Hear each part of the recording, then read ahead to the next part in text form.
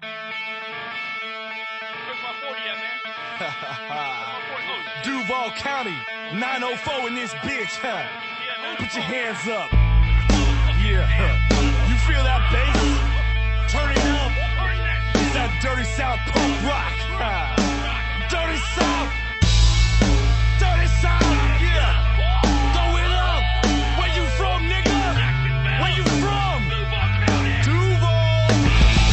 You could get caught in the club. Blow with your hood, throw it up in the club. Hey. Or you could get stomped in the club for a dog that I saw. Show that we don't give a fuck, yeah. But you don't want no problem. You don't want no problem. You don't want no problems with me. Oh, we baby 50 deep.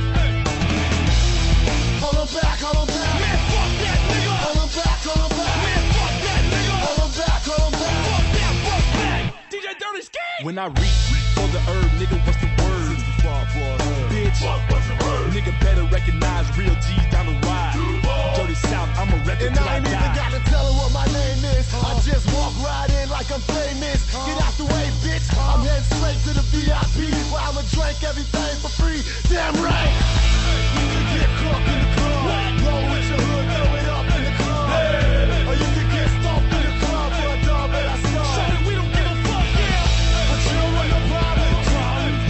You don't want no problem. You don't want no problems with me. Oh, we baby 50 deep. When I say whole wheat, y'all say bread. Whole wheat, bread. Whole wheat, bread. When I say whole wheat, y'all say bread. Whole wheat, bread. Whole wheat. Y'all motherfuckers don't want no problems, nigga. Whole wheat bread, bitch, Southside Duval County. It's that dirty South punk rock shit. Y'all gonna have to try extra hard to get up in this punk shit now, nigga. Y'all niggas don't want no problems, nigga. Shut up. Back the fuck up.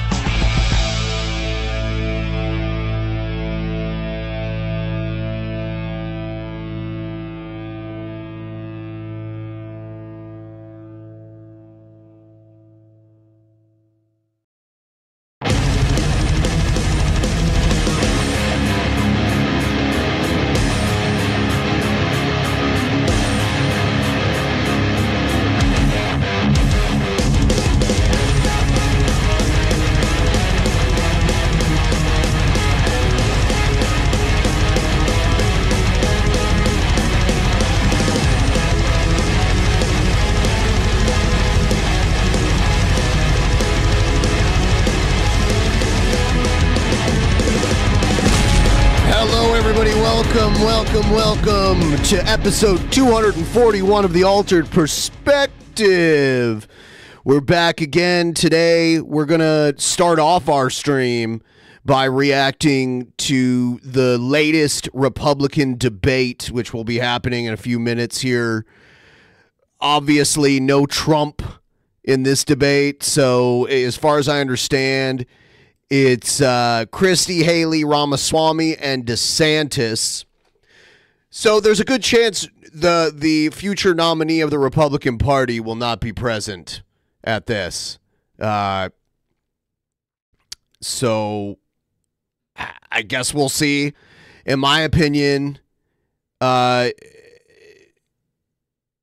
of them stand a chance unless something happens with Trump, where Trump can't run. But we're going to watch it anyway, and we'll see where we think people will go from here. Looks like we have about 13 minutes. I'm not going to play the video from the debate. Oh, it looks like we have 8 minutes. I'm not going to play the video from the debate because they get flag happy sometimes when we do these debates, so we're just going to listen to the audio together. Well, one thing we can do, though, is we can take a look at the polling situation here. Let's take a look at where the polling is right now between all of the people who are running for the nomination. Let's see here.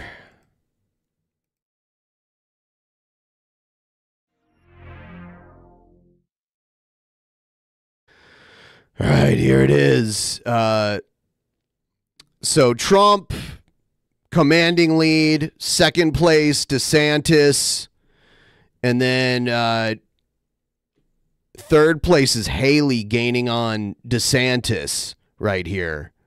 So Trump with 59%, DeSantis with 12.7%, Haley with 10.6%, Ramaswamy 4.9%.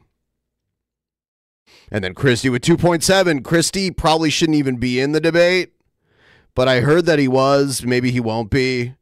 I guess we'll see in a matter of minutes here. Yeah, it's going to be streamed live on Rumble. So I'm just going to play the audio from Rumble. Yeah, Haley's going up, but Haley's nowhere near Trump. None of them are anywhere near Trump.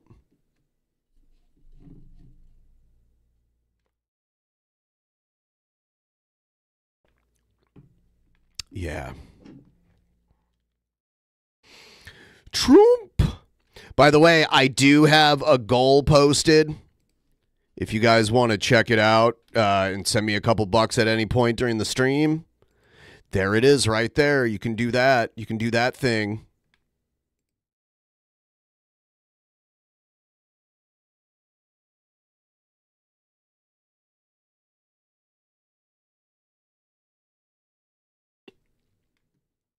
I feel like if Satan ran for president, he would have a similar platform to each of these candidates. I don't know. I don't know. I don't believe in Satan. I don't want to assume what Satan is like.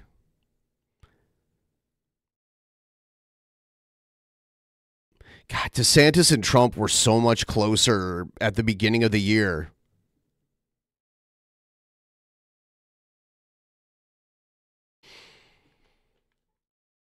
So yeah, I'm doing this stream to try and raise some funds. Need some help paying for some stuff. So hopefully you guys can throw me a couple dollars in the near future here.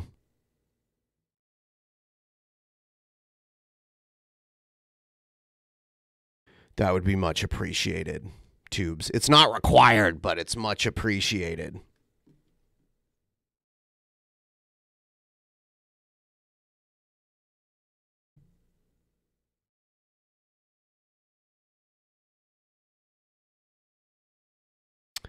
It's much appreciated, Tubes. Let's take a look. Is the debate about to go live yet? 5 minutes. We got 5 minutes.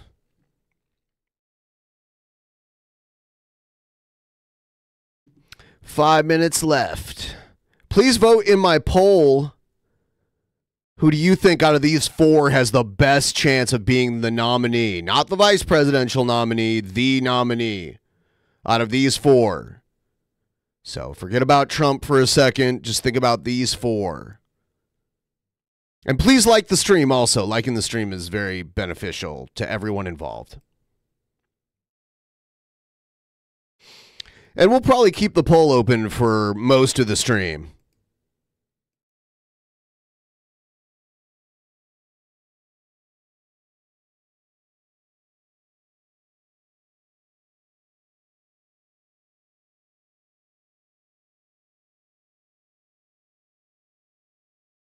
For some reason, Ramaswamy reminds me of Dan Aykroyd's character in Tommy Boy. I'm trying to remember Dan Aykroyd's character. Oh, yeah. Wasn't he like he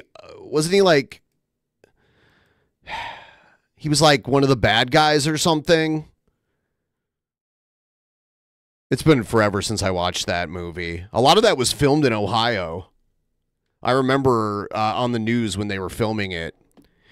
It's set in Sandusky, Ohio, which is funny because I used to go there every summer with my family because there is a big amusement park there. He owned the other part. Yeah, he was like the business partner of Chris Farley's dad's character.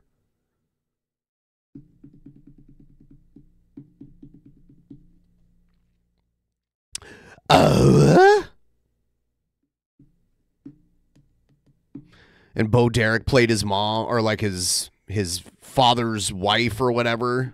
Not his mom, but like his stepmom.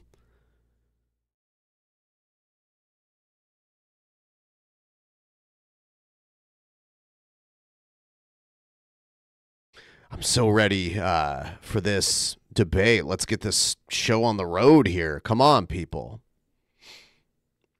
Feel free to send me some Streamlabs and tell me what you think of the debate once it gets going here.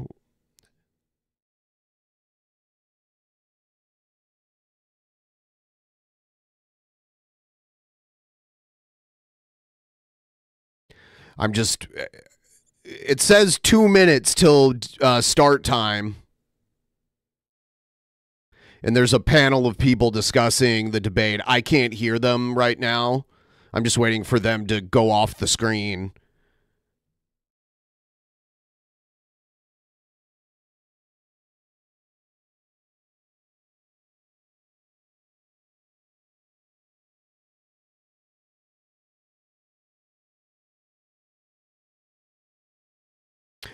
Oh.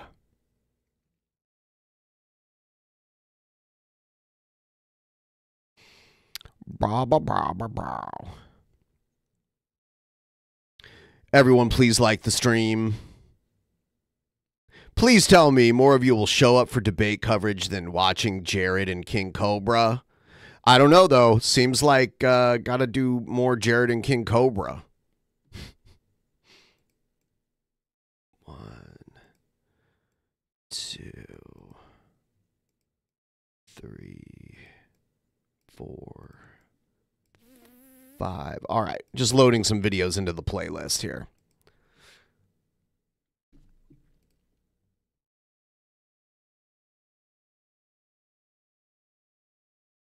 So I have a goal, and I would be so eternally grateful if you guys help me meet this goal at some point tonight.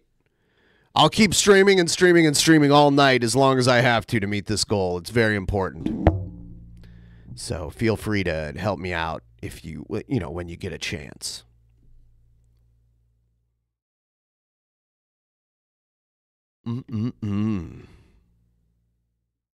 Ramaswamy.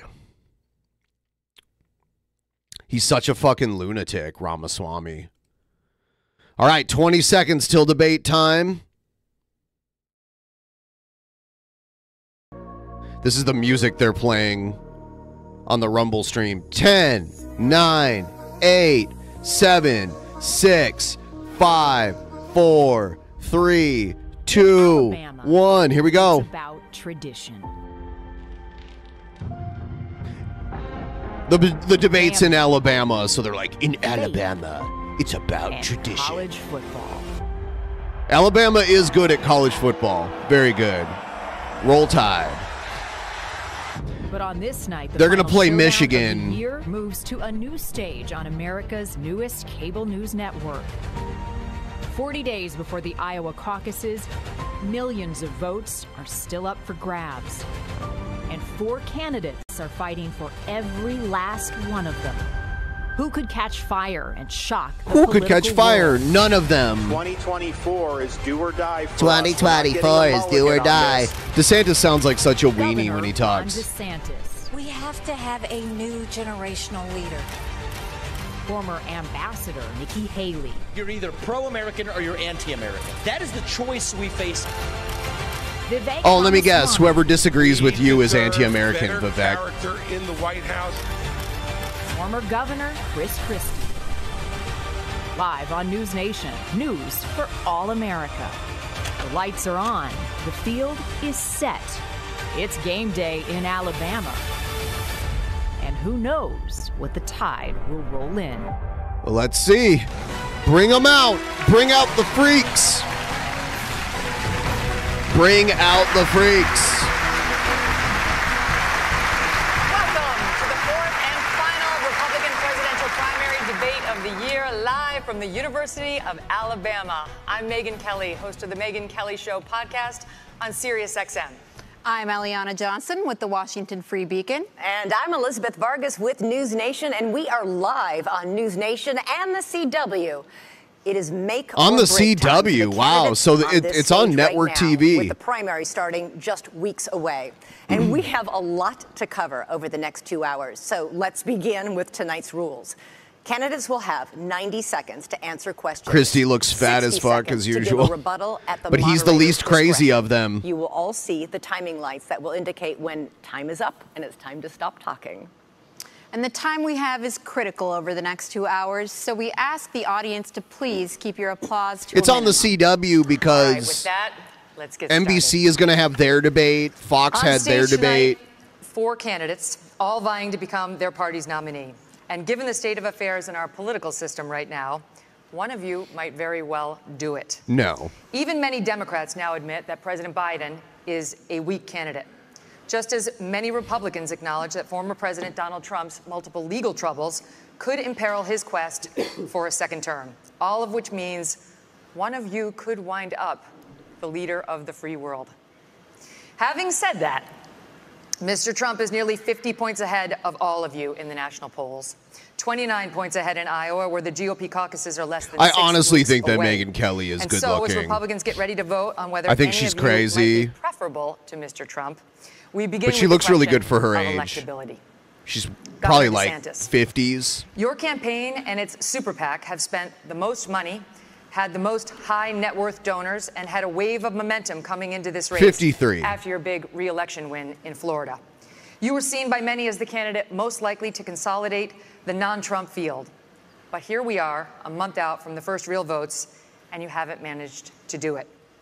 In fact, Nikki Haley is beating you in New Hampshire and South Carolina now, and closing in on you in Iowa, not to mention Trump, who is not only dominating in the early states, but is beating you in Florida by over 30 points. Is it fair to say, as Senator Tim Scott did when he dropped out, that voters are telling you, not no, but not now? So we have a great idea in America that Whoa! the voters actually make these decisions, not pundits or pollsters. His mic was fucked at first. Because I remember those polls in November of 2022. They said there was going to be a big red wave. It was going to be monumental, and that crashed and burned. The one place it didn't crash and burn was in the state of Florida. They weren't predicting that I would win the way I did, and I won the greatest Republican victory in the history of the state of Florida. I'm looking forward to Iowa and New Hampshire. The voters are going to be able to speak, and we're going to earn this nomination. And here's what we need.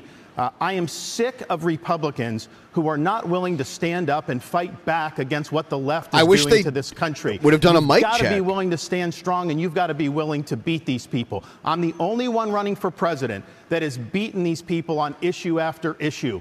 We beat the teachers' unions when we did school choice. We beat Fauci on COVID. We beat George Soros when we removed 2 of his radical Fauci was just a district attorneys. doctor that We beat worked the for the Democrats on government, election you know, integrity.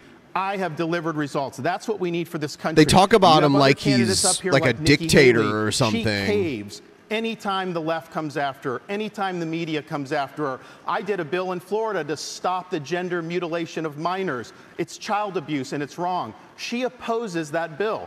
She thinks it's fine and the law shouldn't get involved with it. If you're not willing to stand up the law for wouldn't get involved with it. If you're not willing to stand up and say that it is wrong to mutilate these kids, then you're not going to fight for the people back home. I will fight for you and I will win for you. So he banned circumcision?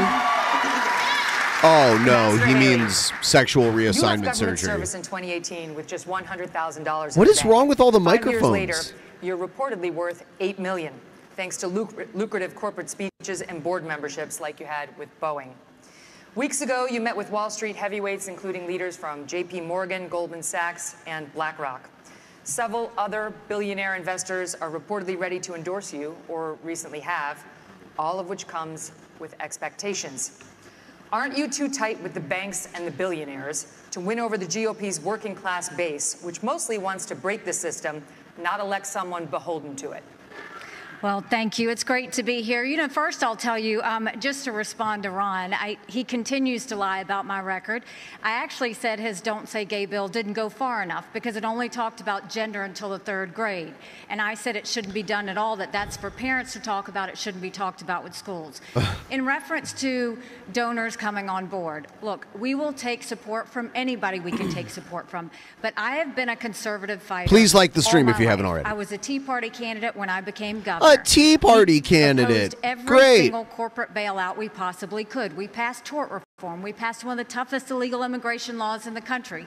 We passed pro-life bills. We moved in unemployment from 11% to 3%. We took on the unions, and we took on Obama when it came to the unions, the Syrian refugees, and everything in between. And so I've had a fight. And so as much as Ron says that, that's not true. But when it comes to these corporate people that want to suddenly support us, we'll take it.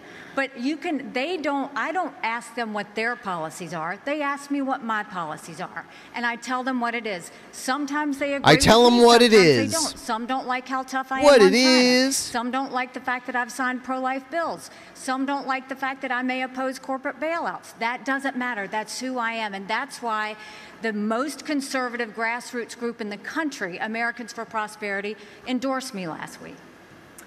Well, because she didn't respond to the criticism. It wasn't about the Parents' Rights and Education bill. It was about prohibiting sex change operations on minors. They do puberty blockers. These are irreversible. Talk to Chloe Cole. She went through this. Now she's an adult. Anecdotal. She may never be able to have kids again. That is what Nikki Haley opposed. She said the law shouldn't get involved in that. And I just ask you, if you're somebody Whoa, it froze. That's going to be the president of the United States, and you can't stand up against child abuse. Stand up. How are you going to be able to stand up for anything? That is the truth. We have it on video. Thank you so much. I said that if you have to be 18 to get a tattoo, you should have to be 18 to have anything done to change your gender. You said the law should stay out of it. We're gonna get to this in more detail later. Let's finish with electability, but trust me, we're coming back to this issue. Mr. Ramaswamy, for months, you campaigned as a unifier. Then you stood up at the first debate. The sound and at this debate is terrible. Paid for. The second debate, you changed your tune, saying, these are good people on this stage, admitting you can come across as a bit of a know-it-all and rejecting the practice of personal insults. By debate number 3, you called Nikki Haley corrupt, accused Ron DeSantis of wearing high heels, and told Ambassador Haley she should keep a closer eye on her daughter. Can you see how this has led some to conclude you are not, in fact, a unifier, and to question your authenticity? Megyn, I think there's a time and place for everything. We need somebody in the White House who absolutely is going to be I think there's a time and place. He's like he sounds like Quagmire. On that stage in that third debate. Doug Berger was on that stage at that time, and I'll say that jokingly. Ron DeSantis is a good person, too. I want to go back, though, to Nikki Haley's comment from earlier that she is somehow everyone like the stream, please. To the will of these donors. Nikki, you were bankrupt when you left the UN. After you left the UN, you became a military contractor. You actually started joining service on the board of Boeing, whose back you scratched for a very long time, and then gave foreign multinational speeches like Hillary Clinton is, and now you're a multimillionaire. That math does not add up. It adds up to the fact that you are corrupt. And when I said they were bought and paid for, I meant the Republican establishment, not the Democratic establishment. Now you have Reid Hoffman, the person who's effectively George Soros Jr. Like the stream a billion times. George Soros, the boogeyman. Funding left-wing causes. We discovered this week that he is one of Nikki Haley's largest supporters. The ultimate conservative boogeyman, George Soros. The CEO of BlackRock, the most powerful company in the world, now supporting Nikki Haley. And to say that doesn't affect her is false, because it's after that meeting later that day that she says that every American needs to be doxxed by having their ID, their government-issued ID, tied to what they say on the internet. So I think that this is far more corrupt than I even imagined when I entered politics. But I will say this. It is going to take a leader from the outside with fresh legs from the next generation to unite this country. Not the broken politicians who are puppets of the puppet masters, but the actual people in this country. Thomas Jefferson was 33 when he wrote the Declaration of puppet masters? I think it's going to take somebody whose best days in life are still ahead to see a country whose best days are ahead of itself. And I think I can reach that next generation better than anybody else in this race. Thank you. Response. Megyn. Boo! We weren't bankrupt when I left the UN. We're people of service. My husband Everyone's going to attack Haley because she's the rising star right now. And governor.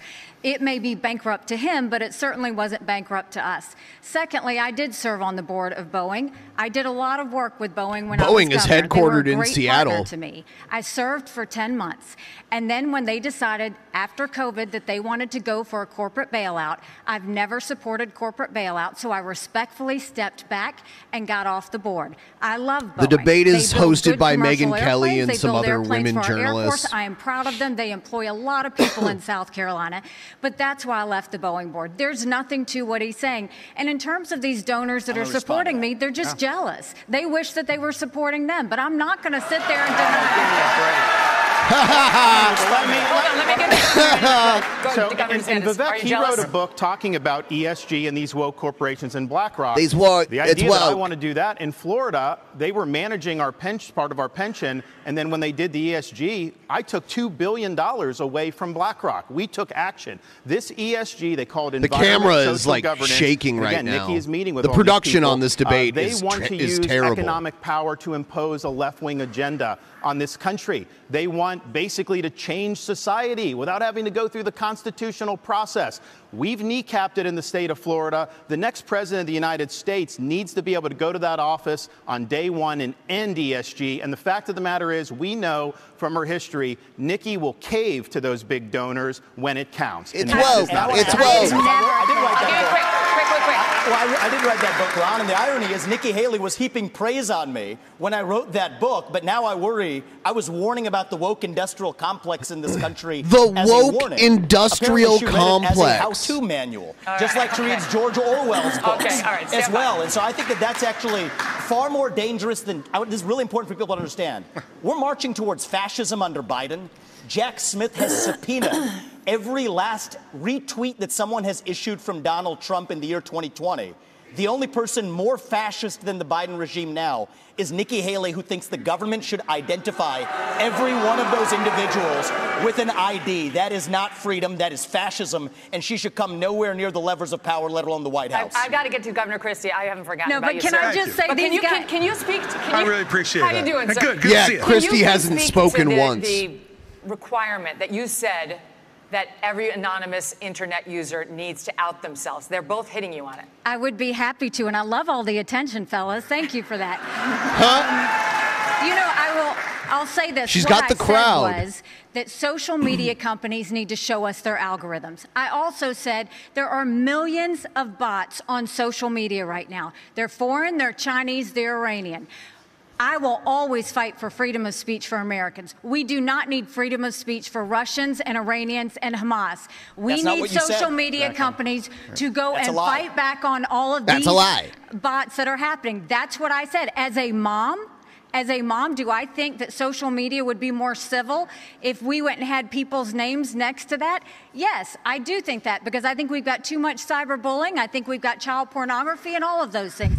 But having said that, I never Someone's said breathing into a government mic. should go and require anyone's That's name. false. She What said I that's said- false. your name. She As President of the absolutely said United it. States, her first day in office, she said one of the first things I'm going to do. I said we were going to get the I millions want your of name. bots. She wants That's what she government said. ID to dox every American. That's what she said. They want to You can roll dox the tape. every She said, I American. want your name. And that was going to be one of the first things she did in office. And then she got real serious blowback, and understandably so, because it'd be a massive expansion of government.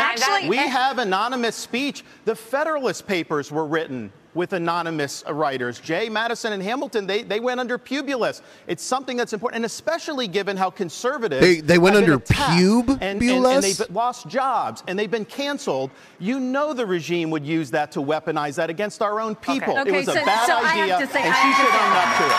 Come on, she should know better. 15 seconds, and then there is the governor, former governor of New Jersey. This cracks me up because some Ron is so hypocritical, because he actually went and tried to push a law that would stop anonymous people from talking to the press, and went so far to say bloggers should have to register with the state if they're going to write about elected officials. It was in the check your. They all just accuse each other of lying. You notice that? Trample on your constitutional rights. Fabulous. It's more dangerous than the Democrats. You're lying. This section's over. Okay. This section's over. Really? Megyn Kelly, you tell him what's up. I'm usually not somebody who gets missed, but okay, let's go. What's happening? Okay, I got you. Listen, you endorsed Donald Trump in 2016 and 2020. You gave him an A for his first term. Since then, however, you've turned on him. calling him a liar, a loser, a con man, and someone who cannot win. You've even said that you got into this race just to I don't know. stop He might President win. Trump. His approval rating with Republicans is might currently win. at 81%. Yours is at 25. Your best state is New Hampshire, and even there, 2/3 of GOP voters say they would be angry and disappointed if you won. Respectfully, Governor, you have not stopped Mr. Trump, and voters may wonder how you could possibly become the nominee of a party that does not appear to like you very much. Yeah, well, look, Megan, it's often very difficult to be the only person on the stage who's telling the truth, and the only person who is taking on. I agree with him. I look at my watch now. We're 17 minutes into this debate, and except for your little speech in the beginning, we've had these three acting as if the race is between the four of us. The fifth guy, who doesn't have the guts to show up and stand here, he's the one who, as you just put it, is way ahead in the polls. And yet, I've got these three guys who are all seemingly to compete with, Voldemort, he who shall not be named. They don't want to talk about it. The fact is that when you go and you say the truth about somebody who is a dictator, a bully, who has taken shots at everybody, whether they've given him great service or not over time, who dares to disagree with him, then I understand why these three are timid to say anything about it. Maybe it's because they have future aspirations. Maybe those future aspirations are now, or maybe they're 4 years from now. But the fact of the matter is the truth needs to be told. And for us to go 17 minutes without discussing the guy who has all those gaudy numbers you talked about is ridiculous. I'm in this race because the truth needs to be spoken. He is unfit. This is a guy who just said this past week that he wants to use the Department of Justice to go after his enemies when he gets in there. I mean, the fact of the matter is he is unfit to be president, and there is no bigger issue in this race, Megan, than Donald Trump, and those numbers prove it. Governor Christie, we will be addressing. They all like Trump. They all want to kiss the ring of Trump, except for Christie. But I'd like to first get to some questions on Israel. Governor DeSantis, tonight as we speak, the war is back on in Gaza. Israeli tanks are on the move and have surrounded the home of the leader of Hamas. They're all going to say they're pro-Israel, right? Except for maybe Ramaswamy. Gaza for 60 days now. American troops and warships in the Middle East are under attack. Some might ride the fence on it. As president to secure the release of those 8 American hostages, and would it include sending American forces into combat? We have to look out for our people. When there are hostages, Commander-in-Chief, you have to do whatever you can to get them done. But the overall issue with this is this administration is trying to hobble Israel from being able to defend itself.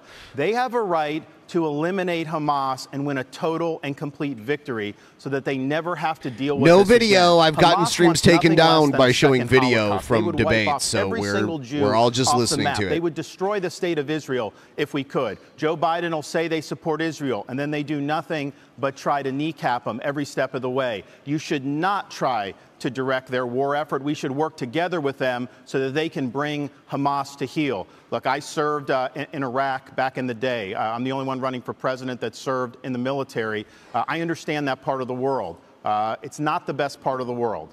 We do have troops there that Biden is leaving basically as sitting ducks. And you have the Iranians that are attacking these troops, and he's responding with basically pinpricks. If you harm an American service member, you're going to have hell to pay when I'm president. We are not going to let our troops be sitting ducks. We also need to look at what's the underlying problem here. Iran. Biden is doing nothing to bring Iran to account. You got to turn the screws on them. Don't let them have any oil revenue. The money they get, they send to Hamas. They send Please to like the stream, guys. Jihad throughout the Middle East. So Biden has empowered Iran just like he's empowered other adversaries. We stand with Israel. They're our best ally in the Middle East. We have a unique relationship with them, and you will see a strong relationship when I'm the president of the United States. But would you send American troops? Elizabeth, look, this is the problem with the first 3 debates. Ron gets asked a question, and he doesn't answer it. Your question was very specific. You said, would you send American troops as commander-in-chief? And he went on to this minute and 30-second hosanna about his knowledge of the military and what we need to do, and didn't answer your question.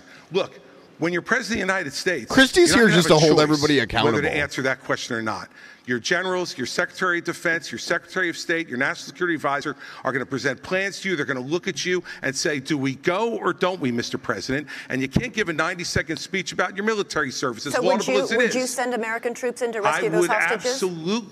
Absolutely. If they had a plan which showed me that we could get them out safely, you're damn right I'd send the American Army in there to get our people home and get them home now. And I'll answer that question. Well, we definitely don't want war, but I mean, like, all of these people are probably war hogs. You have said it was irresponsible for Ambassador Haley to call Hamas's terrorist rampage an attack on America, and for her to, quote, rabidly shout, "Finish them," end quote.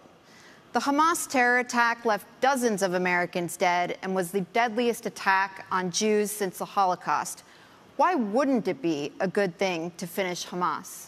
Finish them was purposefully vague in a discussion that included Iran, which is what I objected to. And I think it's, as U.S. president, you have to be responsible. As U.S. president. What happened to Israel was dead wrong. What Hamas did was medieval. It was subhuman. It was immoral. And we have to call that out for what it is on October 7th. But to say that that was an attack on America fails a basic test. I mean, Nick, if you can't tell the difference between where Israel is and the U.S. is on a map, I can have my 3-year-old son show you the difference. That is irresponsible because it has major consequences, because that doesn't leave room for what actually is an attack on America. So I believe I have the strongest pro-Israel position actually on the stage, even though it's a little bit different than the standard GOP talking points. And it is this. People laugh and boo him. The founding vision of Israel, David Ben-Gurion, the George Washington figure of Israel, what did he believe? He believed that we don't want, as Israel, to depend on the fleeting sympathies of the West and have our hands tied. I think Israel has an absolute right to defend itself to the fullest, without the U.S., the UN, or the EU, or anybody else second-guessing their decisions, as the Biden administration, guess what, is now starting to do.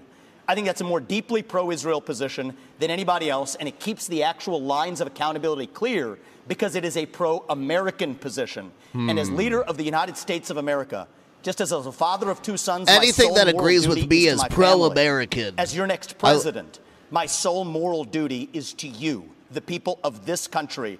That's how I'm going to lead. So I'll tell Bibi, you smoke the terrorists on your southern border, you go ahead and we're rooting for you. We're going to smoke the terrorists on our own southern border, and that's how I'm going to lead this country. But Americans were killed in that attack. Americans were killed in that attack. And so if you looked at this terrorist attack and the number of Americans, this would be one of the top 10 terrorist attacks in American history. There's a lot of Israeli and American dual citizens. And I think it's absolutely appropriate to point that out and to say that we're in this together. So when he says Americans were killed, he means Israelis that also have American citizenship. I agree with that. Ambassador Haley, I'm coming to you. Iran is on the threshold of becoming a nuclear state. The Wall Street Journal reported that Iranian military leaders gave the green light for Hamas's attack on Israel. You said in last month's debate that, by contrast to the Biden administration's approach to Iran, you would, quote, punch them once and punch them hard. Were you saying that it's time to bomb Iran? No, I was not saying it's time to bomb Iran, but I will tell you, I dealt with Iran every day when I was at the United Nations, and they only respond to strength. What they don't respond to is when you weaken the sanctions like they did on Iran that allowed China to send them billions to fill their proxies. What they don't respond to is when you give $6 billion for 5 hostages. That only makes them want more hostages. What they don't respond to is when they do 140 strikes on our men and women in Syria and Iraq, and we do nothing but just some small shots back. You've got to punch them, you've got to punch them hard, and let them know that. That's the only way they're going to respond. So the way you do that is you go after their infrastructure in Syria and Iraq where they're hitting our soldiers. That's what you do, and then that's when they'll back off. The problem is you have to see that all of these are related. If you look at the fact Russia was losing that war with Ukraine. Putin had hit rock bottom. They had raised the draft age to 65. He was getting drones and missiles, drones from Iran, missiles from North Korea. And so what happened? When he hit rock bottom, all of a sudden, his other friend, Iran, Hamas goes and invades Israel and butchers those people on Putin's birthday. There is no one I didn't realize right it was now Putin's than birthday. Putin, because all of the attention America had on Ukraine suddenly went to Israel. And that's what they were hoping is going to happen. We need to make sure that we have full clarity that there is a reason, again, that Taiwanese want to help Ukrainians because they know if Ukraine wins, China won't invade Taiwan. There's a reason the Ukrainians want to help Israelis October because 7th, they know that if Iran wins, Russia wins. These are all connected. But what wins all of that is a strong America, not a weak America. And that's she what could Joe be Biden's right. She was a UN ambassador. She understands geopolitics. Foreign policy experience is not the same as foreign policy wisdom. I want everybody at home to note that I was the first person to say we need a reasonable peace deal in Ukraine. Now a lot of the neocons are quietly coming along to that position, with the exceptions of Nikki Haley and Joe Biden, who still support this, what I believe is pointless war in Ukraine. Somebody help me out by throwing me a couple dollars. Help me meet this goal tonight. Is that neither of them could even state for you 3 provinces in eastern Ukraine that they want to send our troops to actually fight for. Look at that. This is what I want people to understand. These people have, I mean, she has no idea what the hell the names of those provinces are, but she wants to send our sons and daughters and our troops and our military equipment to go fight it. So reject this myth that they've been selling you, that somebody had a cup of coffee stint at the UN and then makes $8 million after, has real foreign policy experience. It takes an outsider to see this through. Look at the blank expression. She doesn't know the names of the provinces. Boo, Ramaswamy, boo! You're getting booed. The donors right there that are playing her like the puppet master. Hold on. Let me just say something here. You know, here comes some his reasonability in Ukraine. He made it clear. Give them all the land they've already stolen. Promise Putin you'll never put Ukraine in Russia, and then trust Putin not to have a relationship with China. Let me tell you something. That's no reasonable. That's not my deal. That's not my deal. Yes, it's exactly what you said. You do this at every debate. I'll tell you exactly what it is. Don't interrupt me. I didn't interrupt you. Okay? You say this. About how you want to send our kids to die. You do this at every debate. You go out on the stump and you say something. All of us see it on video. We confront you out on the debate stage. You say you didn't say it, and then you back away. And I want to say what I said, Chris. I'm not done yet. Well, this is now. Look, this is and here's get him, Christy.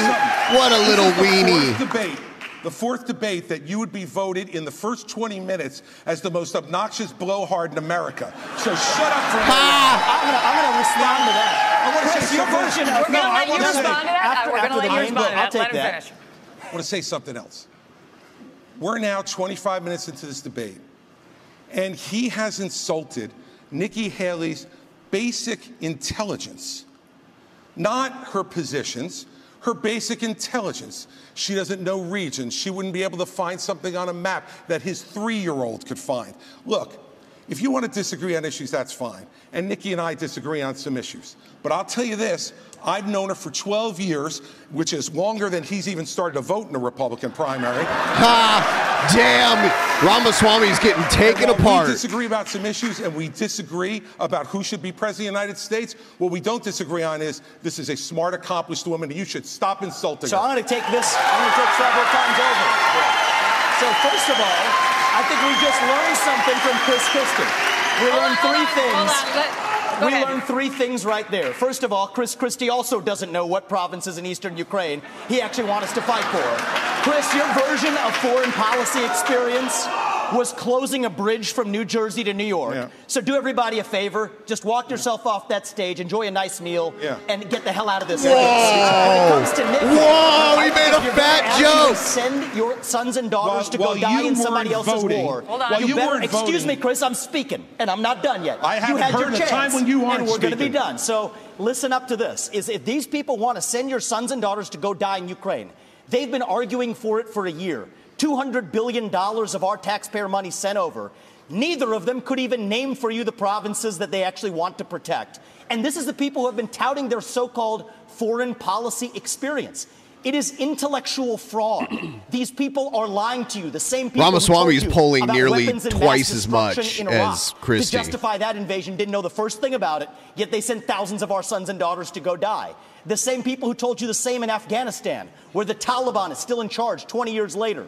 $7 trillion of our national debt due to these toxic neocons. You can put lipstick on a Dick Cheney. It is still a fascist neocon. Thank you, Mr. Ramaswamy. And you got to see that today. Thank you, Mr. It's Dick Cheney all over again in this party. Thank you, Mr. Ramaswamy. 15 seconds. He gets a little bit of applause. Name the provinces. Neither of you could even name the first thing about Eastern I think we've had enough of this. and Crimea. Think about that. Let me just. It's actually Crimea is the wrong answer. All right. The floor is Christie's. All right. Let me just say this. You know, this is the kind of thing where he talks about experience. You know, I was the U.S. attorney in New Jersey when the terrorist attacks were launched against the United States in 2001. I brought the first two cases in this country against terrorists who tried to attack us again. And I know about the threat of terrorism and bullying in this country and around the world. And at that time, he was learning about the provinces in Ukraine, sitting with his smart-ass mouth at Harvard. That's what was going on. And so the fact of the matter is, and back then he was a Democrat. So you know, the fact is that all he knows how to do. Well, you were busy hugging Barack Obama, getting him elected. Thank you. All he knows how to do is insult good people who have committed their lives to public service and not say anything that moves the ball down the field for the United States. All right, thank you, Governor Christie. We are going to take a quick break, cool things down a little bit. When we come back, we're going to tackle issues on the southern border. He's earning points with the Trump people by attacking Christie because Christie's there. Christie's there to shit talk Trump. He's not there to win the nomination. And he's, you know, out of the four people in this debate, he is polling the lowest. And then Ramaswamy's ahead of him with almost double the percentage that Christie has. So Ramaswamy is earning points with the Trump people by attacking Christie. And Ramaswamy is kind of he's the most Trump-like person in these debates. So him and Christie are bound to clash here. That's the way I see it. By the way, I do believe Sturgis is a Trumper. Pretty sure I've seen him singing the praises of Trump here and there.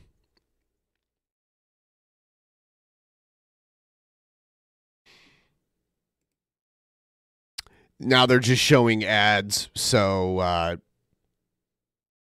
I guess we'll see what happens when it comes back. But there was some fireworks there for a minute, right? There was some back and forth. Ramaswamy is kind of antagonizing everybody else, going after Nikki Haley, and now back and forth with Christie.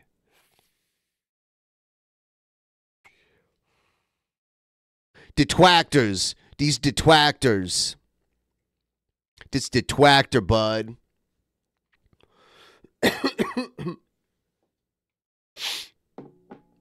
Feel free to send me some love through my Streamlabs link pinned in the description.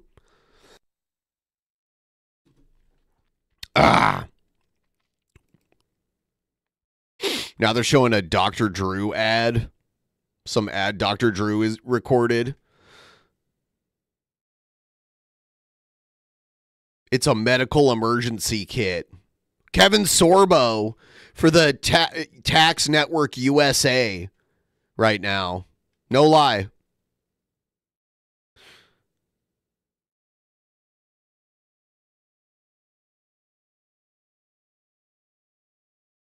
It's one of those like tax relief services. I've never called them. I don't know how they work. It's like, how do you profit off of like tax stuff? You know what I mean?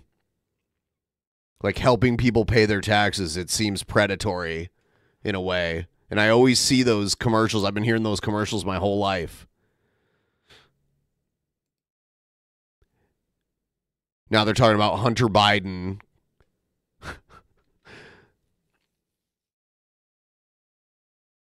Shitting on before the debate earlier, before I went live, I noticed it was a lot of stuff just like shitting on Biden, all of his vacations and stuff. That's a thing that's been going on almost my whole life.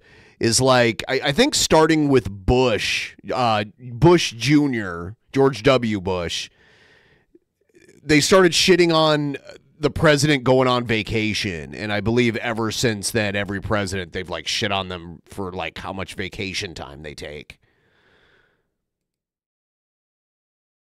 So they were showing Biden on vacation, looking all super old with his wife out there vacationing on the beach.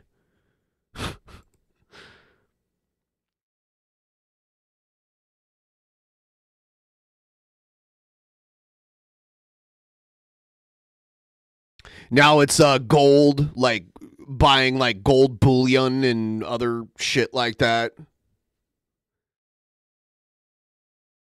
Please vote in my poll, by the way. I have a poll. You can let me know out of the 4 people. It's not who will win the debate. It's who do you think stands the best chance to win the nomination out of the 4. All right. Looks like the debate is back. Welcome back to the Republican primary debate live on News Nation from Tuscaloosa, Alabama. Tuscaloosa. We are now going to go to the crisis on the southern border.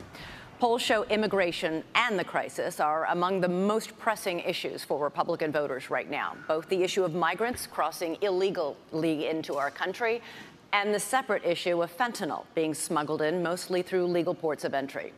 All year, News Nation has been at the border documenting the crisis. In 2023 alone, Border Patrol encountered a record 2.4 million migrants.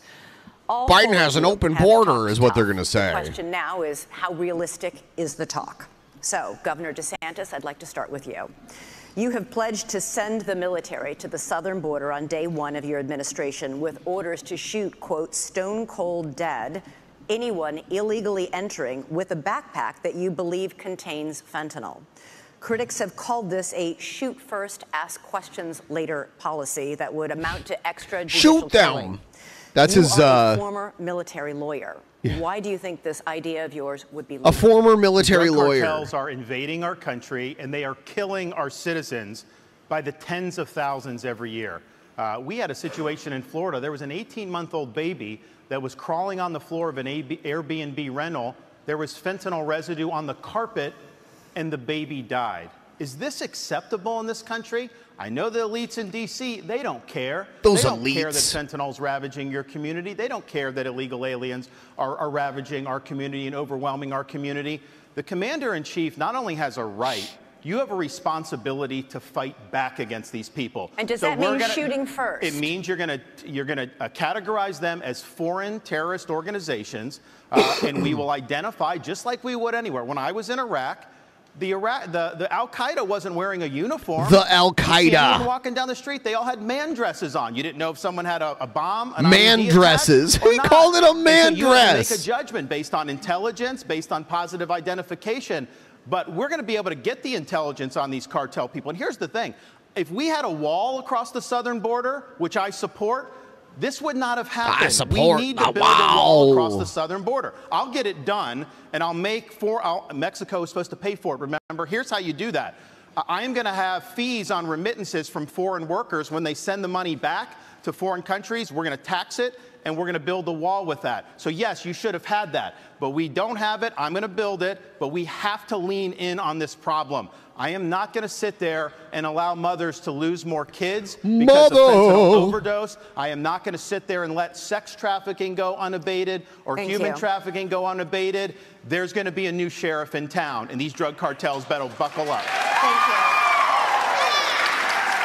you. Ambassador Haley, you have pledged to catch and deport all migrants who are here in this country illegally, but then you said in they're London wearing man dresses that you will not deport those who are working and paying taxes rather than feeding off the system. Which is it? So first of all, what I said is all of the 7 or 8 million illegals that have come under Biden's watch absolutely have to go back. We have to stop the incentive of what's bringing them over here in the first place. Biden just gave temporary protective status to 500,000 Venezuelans. That's 500,000 Social Security cards. That's 500,000 driver's licenses. And I know from my time at the United Nations, the first thing they do is pick up the phone and said, we came over, come on over. And that's what sends more. You have to go and deport these people so they know it can't happen again. For those that have been here longer than that, we We've got to start seeing who is it, how long have they been here, have they been vetted, have they paid taxes, have they been vetted, have they been working, and figure out who else is out there. But what I know is my parents came here legally. They put in the time, they put in the price. They are offended by those that are coming illegally. We can't let them Maybe we need to streamline the legal immigration process. Let's look at something else. Yes, I think we should send special operations over and take Maybe it out shouldn't the take cartels. so long I think we should to get in legally. Do a remain in Mexico policy so they never step foot in U.S. soil in the first place. But look at where fentanyl came from. Let's go to the heart of the matter. It came from China. Yep. That's why we need to end all normal trade relations with China until they stop murdering Americans with fentanyl. I promise you, they need our economy. They will immediately stop that. But this is where Trump went wrong.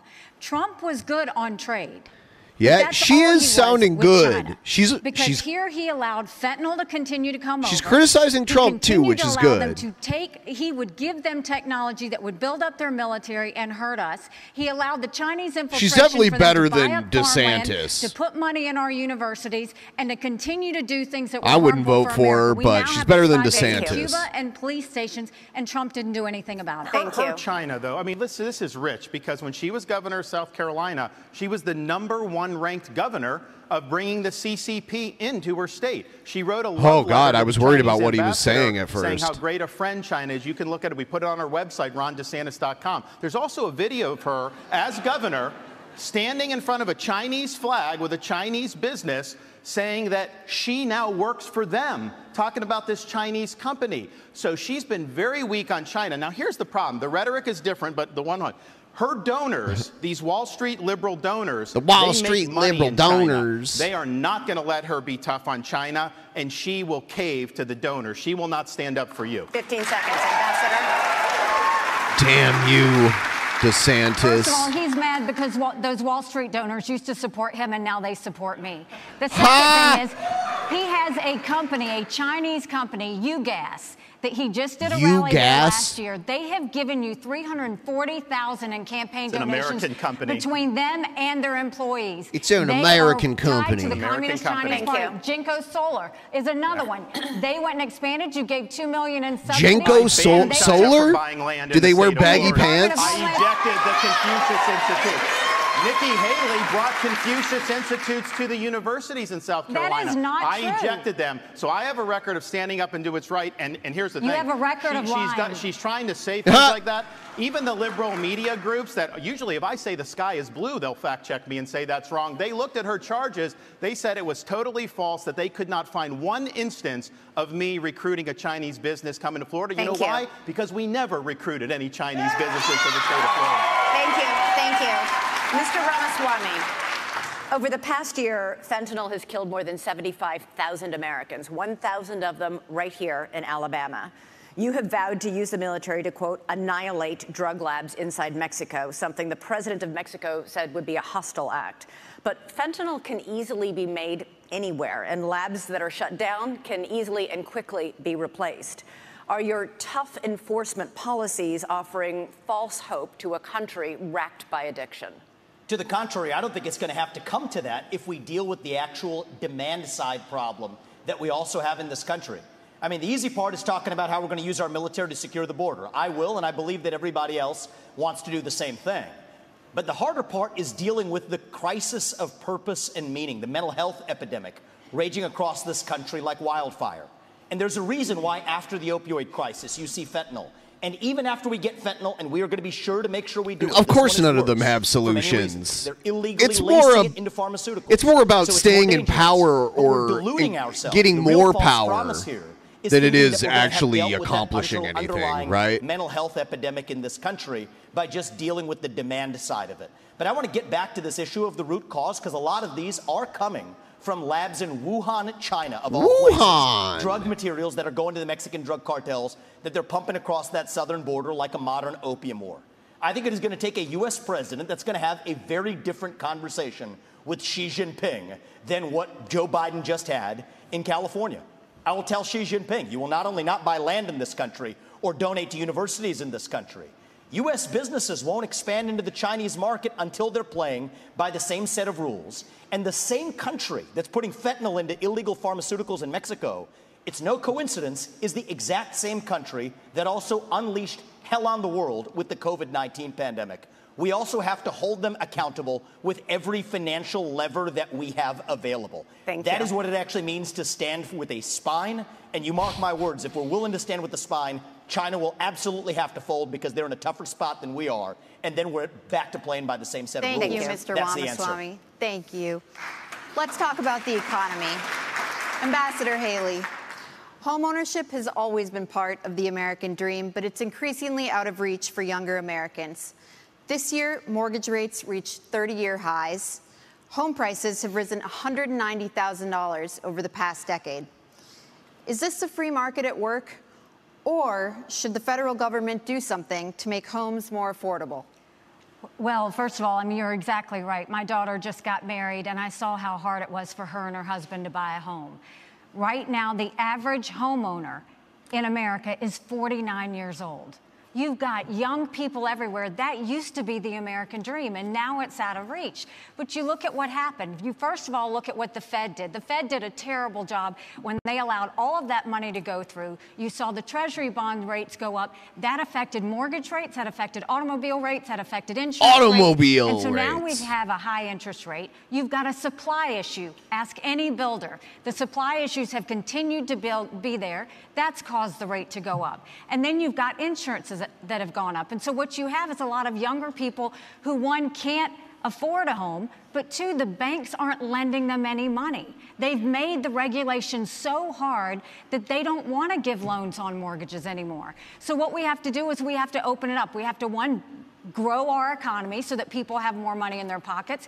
We've got to look at the supply chain and make sure that we are funneling that so that builders don't have to sit there and go overseas to find things.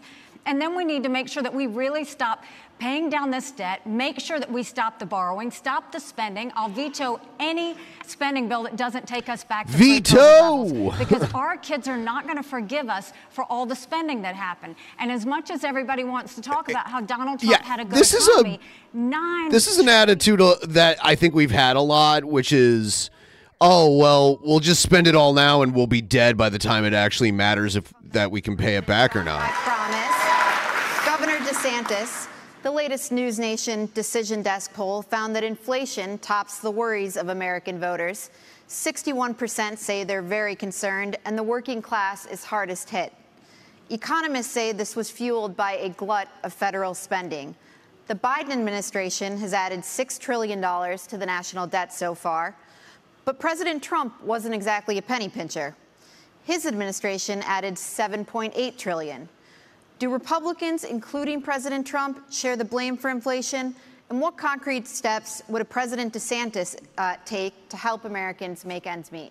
The borrowing, printing, and spending of money was both parties in Washington, D.C. That's just a fact. These Republicans in Washington have spent. It's driven your prices higher, and it's driven your interest rates to the point where you can't afford. I met a young fella in Iowa. He had graduated college a couple years ago, and he's like, Governor, I don't have a chance. I'm gainfully employed. He's like, I have no chance to afford a home and start a family. That is taking the American dream away from people. So we're going to get the inflation down. We're going to get the interest rates down. Don't take away the American dream, guys. It never existed. Florida, and we'll do that. We're also going to open up all of our domestic energy for production. Lower your gas prices. Lower the price of fuel. That's going to help the economy. It also help jobs, and we'll do it. But, you know, another thing that's burdening young people. Low taxes. That's the Republican solution. Now, I don't support having a truck driver having to pay a student loan for someone that got a degree in gender studies. That is wrong. We should not have taxpayers do that. What I'm going to do, though, how about we just make it free? How about student loans are going to be backed by the universities because they need to have an incentive to produce gainful or at least subsidized. They should not be indulging in ideological studies. They should be focusing on things that work. And we're going to take some of this money and we're going to move it to actual vocational training. In Florida, we doubled apprenticeships. We have more truck drivers. These are in-demand skills. Don't let anybody tell you that the only way truck drivers might end up being replaced within the next 100 years. That's one way you can be. It's not the only way. We already have autonomous vehicles, and they're getting better and better and better. Mr. Ramaswamy, you've praised cryptocurrency like Bitcoin as an opt-out from our, quote, broken financial architecture, and you oppose efforts to regulate it.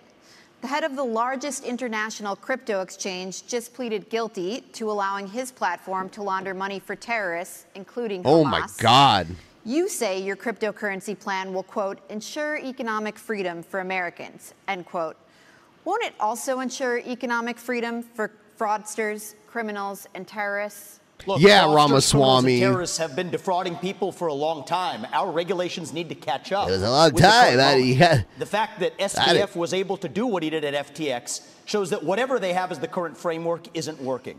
And I think it is nothing short of embarrassing that Gary Gensler, the current leader of the SEC, in front of Congress, could not even say whether Ethereum counted as a regulated security or not.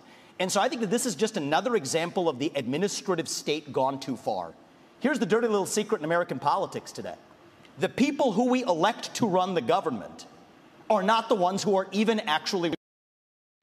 Oh, God, it's the stream is buffering. ...that are writing regulations that Congress never gave them the authority to write. And the good news is a U.S. president can absolutely fix that. That takes a U.S. president with a spine. So what I've said is in my administration, by the end of year one, we will have a 75% reduction in the number of federal bureaucrats. We will shut down government agencies that should not exist. We will rescind any regulation that fails the test of West Virginia versus EPA, which is the most important Supreme Court case of our lifetime, that said if Congress didn't delegate that to an administrative agency, then it's unconstitutional. These are seismic changes. These are big changes that the next president can deliver without asking Congress for permission. Lot lizards will be replaced by automated lot lizards. By politicians for a long time saying, I'm going to work with Congress to do this or that. Much of what you've heard on the stage from the other politicians fit that description. They need Congress. The things that There's a burger restaurant in Seattle where they have robots like cooking the fries and the hamburgers. It's interesting. We grow our economy and put the Federal Reserve in its place. This is part of the crypto discussion. No. 90% headcount reduction at the Fed. You're out of time. 15 seconds, Governor DeSantis. So one of the dangers that we're going to face, Biden wants, is a central bank digital currency. They want to get rid of cash, crypto. They want to force you to do that. They'll take away your privacy. They will absolutely regulate your purchases. On day one as president, we take the idea of central bank digital currency and we throw it in the trash can. It'll be dead on arrival. Gotta go to break. Gotta get a break. I have a whole second hour to get to. It's exciting. And when we come back, I got a big subject. Huge, you might even say. Donald Trump.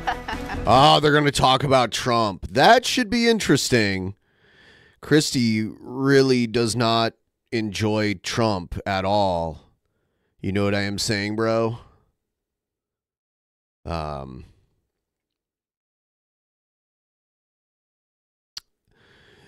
Do you know what I am saying, bro? Everyone, please like the stream. And by the way, I'm streaming because I'm trying to get some extra monies here. So if you could help me out, that would be amazing. With a little hee. Come on, you know you want to. Come on, guys. You know you want to. You know you want to get some hee-hees up in here. You know it.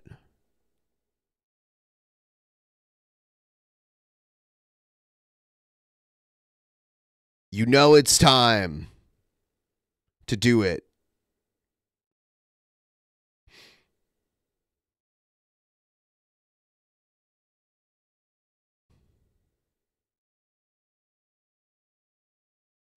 You know it's time. Make it matter. Be somebody for once in your life. There we go. Oh, shit. This election put cycle. Your savings, the government can essentially rob you. Former Fed Chairman Okay, Alan so Greenspan- sorry, I had the volume down because of the fucking thing. Let me really think about that question here. It said, do you plan on voting in the general election? It's another third-party vote for me this cycle. Yeah, I'll vote just because it's so easy to do here. They just mail me the ballot. Here's some hee-hees. Yeah, motherfucker. Hell yeah. All right. So I'm probably just going to vote for Biden. I don't want to, but I'm probably going to. And Biden will win my state whether I vote or not.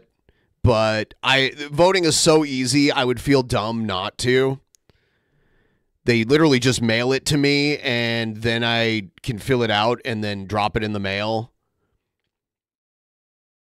So I should, and yeah, I'll probably just vote for Biden. I've voted third party in the past, and it's like, yeah, you know, I can vote for someone I like marginally better, but I don't know. I'll definitely be voting for everything else too, though. There's other stuff on the ballot that matters. Please like the stream, everybody, and thank you for getting me to 16, almost 17% of the goal. Yeah, Washington has done mail-in voting for almost 20 years, I believe. Pretty sure Washington has had mail-in voting, and there's hardly any fraud. There's so little like dead people voting, and when it happens, they find it, and people get in trouble for it, and they don't count those votes. I've seen news stories about investigating like how much voter fraud actually happens, and they, you know, like someone will get a ballot in the mail for their dead relative and they'll fill it out and vote, and that gets caught. And also, you know, like someone will get two ballots and they'll vote twice. That stuff gets caught by they have a sophisticated process. So that shit doesn't usually slide. Do you know what I am saying, bro? Let's see if the debate's back. No, it's still a Dr. Drew commercial for a emergency medical kit. Supply chain shortages, natural disasters. Be prepared.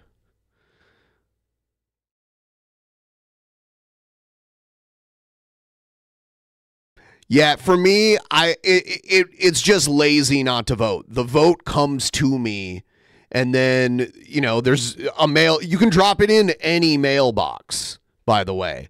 And then you get a confirmation when your vote was received, too. There's a website you can go to where you can put in, like, your voter registration number. All right, the debate's back. It'll tell you that they have your ballot and that it's been counted. We invited him to come tonight, as you know, but he declined to come. But we'd like to ask you a couple questions about him now. Ambassador Haley, former President Trump recently promised, if he's reelected, to bring back and expand his program restricting immigration from Muslim countries. Here he is in Iowa on October 16th. No longer will we allow dangerous lunatics, haters, bigots, and maniacs to get residency in our country. We're not going to let them stay here. If you empathize with radical Islamic terrorists and extremists, you're disqualified. You're just disqualified. Ambassador Haley, do you support President Trump's plan for ideological screening? Well, I don't think that you have a straight-up Muslim ban as much as you look at the countries that have terrorist activity that want to hurt Americans. You can ban those people from those countries. That's the way we should look at it, is which countries. A lot of times people just fly to a different country and then fly here. Are those that came from Iran, from Yemen, from people from Iran come to the U.S. They just fly to Amsterdam first, and then they fly to the U.S. It's not about a religion. It's about a fact that certain countries are dangerous and are threats to us. A president has one job, and that's to keep America There are safe. plenty of Iranian immigrants that live in the U.S. National security in that process, and that's the way you should look at it, is where the terrorist threats are, how we're going to deal with it, and what we're doing about it. And the biggest threat we have right now is communist China. But you have to also look at what Iran and Russia are doing as well. And we need to be paying attention to that. That's why we have to focus on things like cyber, on space, on artificial intelligence, and not just the regular things that we've always focused on. It's not just terrorism, though. That's important. But look what's happened in Europe. You have it would be cool to go to Iran if it wasn't an Islamic dictatorship. Hitler. Why? Because they imported mass numbers of people who reject their Otherwise, culture. it's too restrictive. I don't like it. Mass migration, and it's illegal and legal. Nikki Haley said the other day there should be no limits on legal immigration, and that corporate CEOs should set the That's policy not on that. true. There Quit needs to be lying. limits Quit on lying, you immigration, damn and liar. We should not be importing people from cultures that are hostile. So, for example, I said with the Gaza, you had some of the squad wanted to import 300,000 people from the Gaza Strip. I said, no, we're not taking anyone from Gaza because of the anti-Semitism and because they reject American culture. So we've got to get smart about this. We cannot let the United States be like Europe. So there's a lower-hanging fruit here, if I may just hit this point, because it relates to what they just said. Europe is not a country, by the way. There's several countries in Europe, and they do have their own rules. They just have open borders between each other. Who are already here? Here's the answer. There's the EU has open borders in the law. That is a provision that already allows ICE agents to deputize or allow local law enforcement to enforce those ICE warrants. And it shocks me that nobody in the Republican Party is talking about it, because there are 1 million then officials, law enforcement officials in this country. And against that backdrop, we absolutely have the ability to deport anybody who's in this country illegally. Thank you, we need to Mr. be talking about it Ramaswamy. more in this country. Thank you. Governor Christie. There are so many places in Europe where the quality of life is better than the U.S. Like Germany's a really nice country to live in. If he wins a second term in office, Donald Trump quipped, no, quote, except for day one, promising to seal the southern border. He has also pledged to begin the largest deportation operation in American history, saying that migrants are, quote, poisoning the blood of our country. He has pledged to round up and expel an estimated 11 million undocumented immigrants in the United States. What do you make of that plan? I think it's completely predictable. I mean, look, he's made it very clear. There's no mystery to what he wants to do. He started off his campaign by saying, I am your retribution. 8 years ago, he said, I am your voice. This is an angry, bitter man who now wants to be back as president because he wants to exact retribution on anyone who has disagreed with him, anyone who has tried to hold him to account for his own conduct.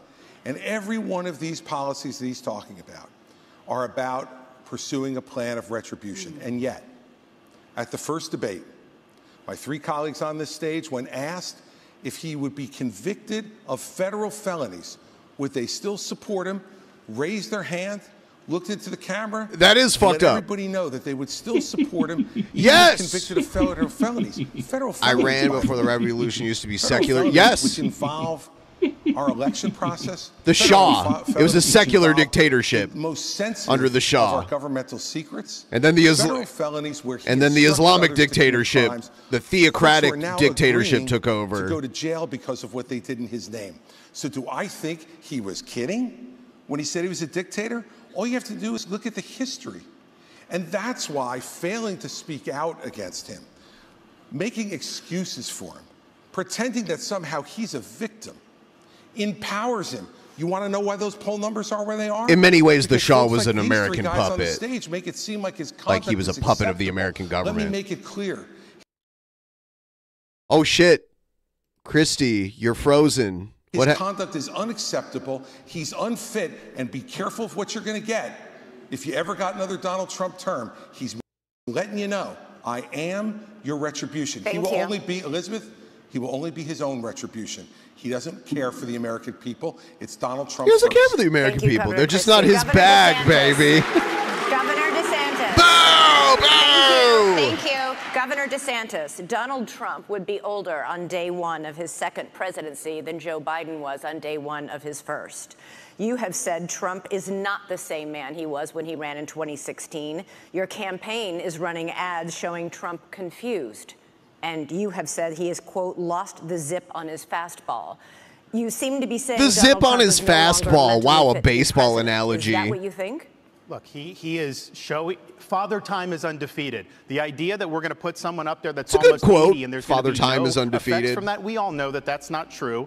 And so we have an opportunity to do a next generation of leaders and really be able to move this country forward. We also need a president that can serve 2 terms. I don't think Donald Trump, I think he's going to have, I don't think he'd be able to get elected. The Democrats want him to be the nominee. We see that. They are going to turn the screws the minute, if he got the nomination, but do you think he's you're going to see mentally it. fit to be president? I think we need to have somebody younger. Don't answer the question, get up Ron. To 80. I don't think it's a job for that. But let me just respond. Ron to some of the DeSantis things is there. like around my age. The media is making I think a he's big like a deal year about what he said older. about some of these comments. I would just remind people that is not how he governed. He didn't even fire Dr. Fauci. He didn't fire Christopher Wray. He didn't clean up the swamp. He said he was going to drain it. He did not drain it. He said he was going to build the wall. He's like 2 years and older Mexico than pay me. for it. We don't have the wall. He did say in 2016 he'd have the largest deportation program in history. He deported less than Barack Obama. I think Ron DeSantis did is the when same age Barack as Brett Obama was Keane. president. So some of these policies he ran on in 16, I No was lie. cheering him on then, but he didn't deliver it. Here's what I can promise people. 100% of the things I promised as governor, I delivered on those promises. I beat the left time and time again, and that's what I'll do for you as president. We got to start winning again as a party. Yes, win the election, but we've got to start getting these issues. I will go in and wreak havoc on this bureaucracy. You will see people fired, and we are going to bring a reckoning for how this Von government Helton is in his Here's 50s. Here's what irritates Academy. Now, Chris, you had your chance to wax eloquent on Donald Trump. You've been doing it all this whole Why race. doesn't he just Come on, answer the Ramaswamy. question? The question was very direct. Is he fit to be president or isn't he? The rest of the speech is interesting, but completely non-responsive. And if we were in a courtroom, they'd strike the answer and say, Governor DeSantis. No, they you're wouldn't. A smart, They would say that you're a they smart would man. argue that no, they would. No, they wouldn't, They would Chris. strike the answer No, they wouldn't. because you're not answering You it. just Is he don't Two like- lawyers you have your- arguing you have your the law thing. on You have stage. your thing. No, I don't have my thing. We don't. He's the thing. Is We he do fit not or want isn't to he? do someone You're talking that's about him almost being 80 years old. It doesn't mean Ron, that somebody is he couldn't fit? get elected. That's Ron, up to the DeSantis, people that Governor decide. DeSantis, let But him- I let think him we have an finish. opportunity Or to isn't do he? somebody Governor who's in. DeSantis, Too let far. him finish. Ron, Okay. is he I think we have an opportunity Guys, to do guys, somebody guys, who no is in the talking over primary. each other. They're just talking Don't over have each to other. worry about all I've this stuff got with Ron. Tom. Stop. We can get it done, Stop. and we'll do it. I'm going to come to you. Finish. Look, Father Time is undefeated. I don't You know already how he said would that. score Come on, it was good the test, but I first know time. this. But We now have it's an just opportunity to old. nominate someone and elect someone for 2 terms who's going to be spitting nails on day one and for 8 years So you deliver do think he's big fit? result. You We do should think? not nominate I think somebody he's very who's- fit. Have you ever who's seen him in almost his 80 golf years old. clothing? He's afraid to answer. No, I'm not.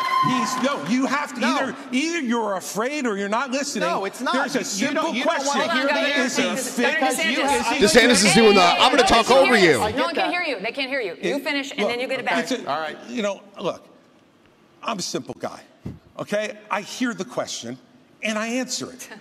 Is he fit or isn't he? I'll concede you're fit, Ron. You're a new generation. You're 44 years old. I wish I was still 44 years old, okay? 45. So, well, congratulations. I'd still take 45. Is he fit or isn't he? And this is the problem with my 3 colleagues. They're afraid to offend. And See, let me tell you something. If you're afraid, Hold on, Mr. Ramaswamy. if you're afraid to offend Donald Trump, then what are you going to do when you sit across from President Xi, you sit across from the Ayatollah, you sit across from Putin? You have to be willing to offend with the truth. Okay. And answer the about question. offending. Fit or unfit? Okay, listen. Fit or I unfit? promised Ron DeSantis a minute and not a full minute. I've got a second. It is not about You offending. can weigh in, and then we're moving It's on. about pointing out, do you want to elect somebody who will be older than Biden was when he went in 2021? He won't answer I it. don't think he's as bad as Biden was at all. But I do think that over a 4-year period, it is not a job for somebody that's pushing 80. We need somebody that's younger. We need somebody that's going to be able to go in there and clean house on day one So and do it for 2 ahead. terms. And I'll be able to Here's do my that. issue with all 3 of my other colleagues on this debate stage, is all 3 of them have been licking Donald Trump's boots for years for money and endorsements. Ron DeSantis, you've been a great governor, but you would have never been one without actually begging Donald Trump for that endorsement. Wow, Same thing with that Chris is Christie true, a year ago. actually. Same thing with Chris Christie as a lobbyist, begging them for COVID money for his special interests in New Jersey, prepping him for the debates last time around. These people are now Monday morning quarterbacking some decision he made. I think the real enemy is not Donald Trump. It's not even Joe Biden. It is the deep state that at least Donald Trump attempted to take on. And if you want somebody who's going to speak truth to power, then vote for somebody who's going to speak the truth to you. Why am I the only person on the stage, at least, who can say that January 6th now does look like it was an inside job, that the government lied to us for 20 years about Saudi Arabia's involvement in 9/11. That the Great Replacement theory is not some grand right-wing conspiracy theory, but a basic statement of the Democratic Party's platform. That the 2020 election was indeed stolen by big tech. That the 2016 election, the one that Trump won for sure, was also one that was stolen from him by the national security establishment that actually put up the Trump-Russia collusion hoax that they knew was false. There's a reason why I'm the only person on the stage who can say these things. That's what it's going to take, not people who were licking his boots one time and now Monday morning quarterbacking him and criticizing him when it's convenient. Governor Christie. You do not favor a ban on trans medical treatments for minors, saying it's a parental rights issue. The surgeries done on minors involve cutting off body parts at a time when these kids cannot even legally smoke a cigarette.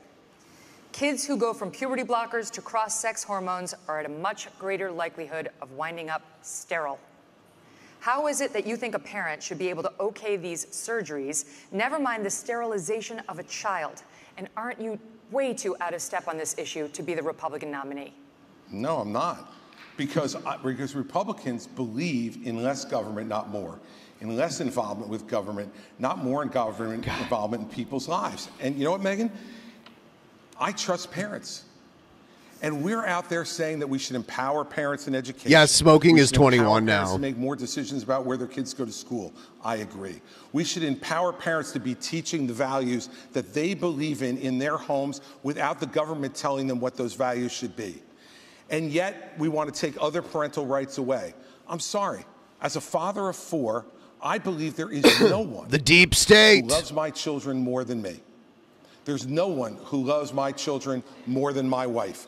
There's no one who cares more about their success and health in life than we do. Not some government bureaucrat, not some. You look at these jokers down in Congress. It takes them 3 weeks to pick a speaker, and up until 2 days ago, they couldn't promote somebody in the military in the United States Senate who earned their new rank. And we're going to put my children's health and my decisions in their hands for them to make those decisions, for Joe Biden to make those decisions, for me and for my wife. Let me just say this. This is not something I favor. I think it's a very, very dangerous thing to do. But that's my opinion as a parent, Megan. And I get to make the decisions about my children, not anybody else. And every parent out there who's watching tonight, you start to turn over just a little bit of this authority, the authority they're going to take from you next, you're not going to like. I'll stand up for parents each and every time. He's saying keep the government out of that sort of decision. You do not have the right. Let me tell you something. I have a follow-up question for him, and you guys are going to get to weigh in. Okay? Here's my follow-up question. You talk about parental rights. Let's talk about them.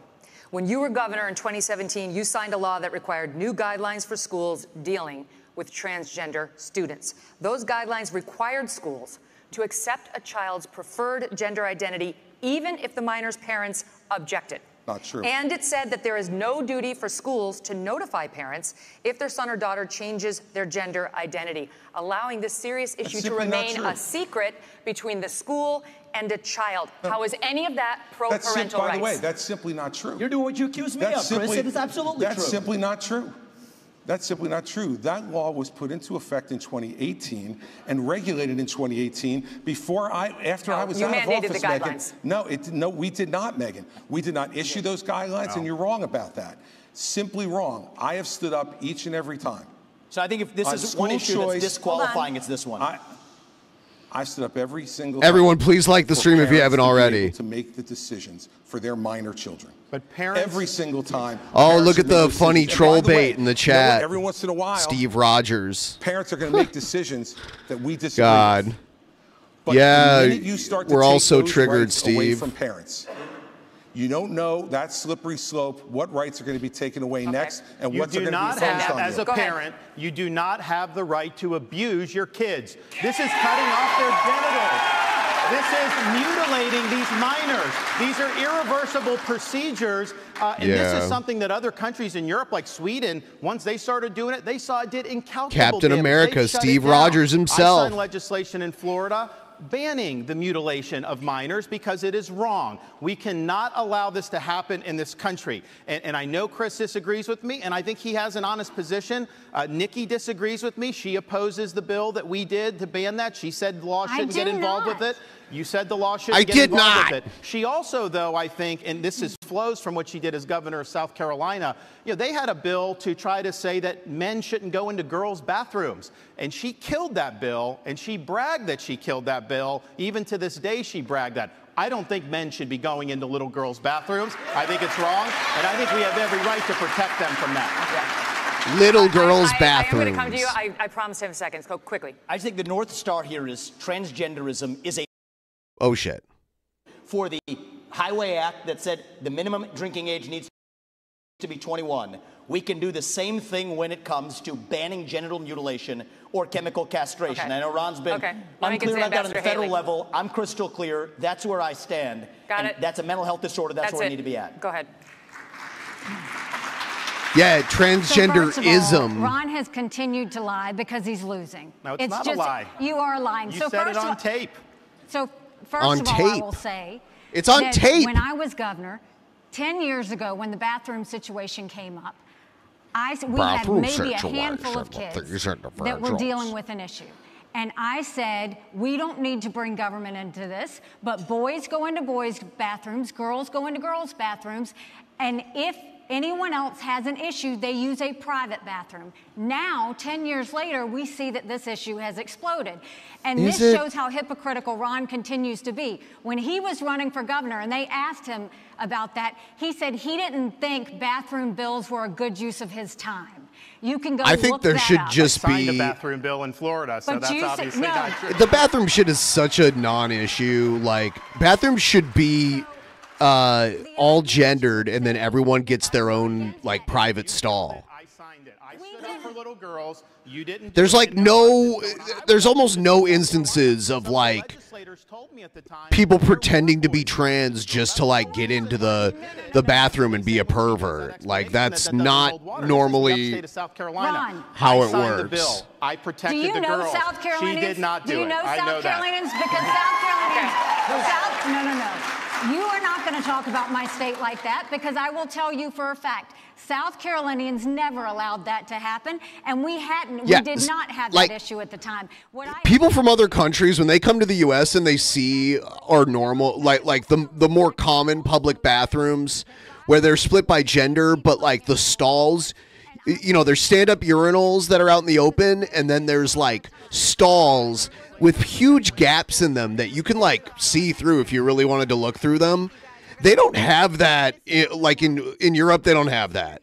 Like the door, like there's little to no like gaps.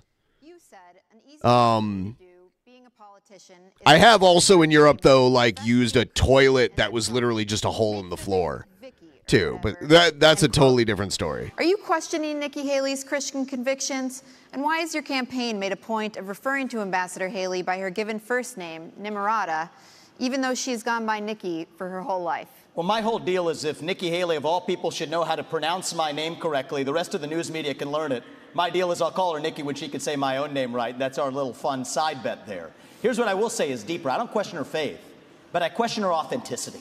And I think that's deeper here. We were just talking about the trans issue. This is a symptom of a deeper cancer in American life, identity politics.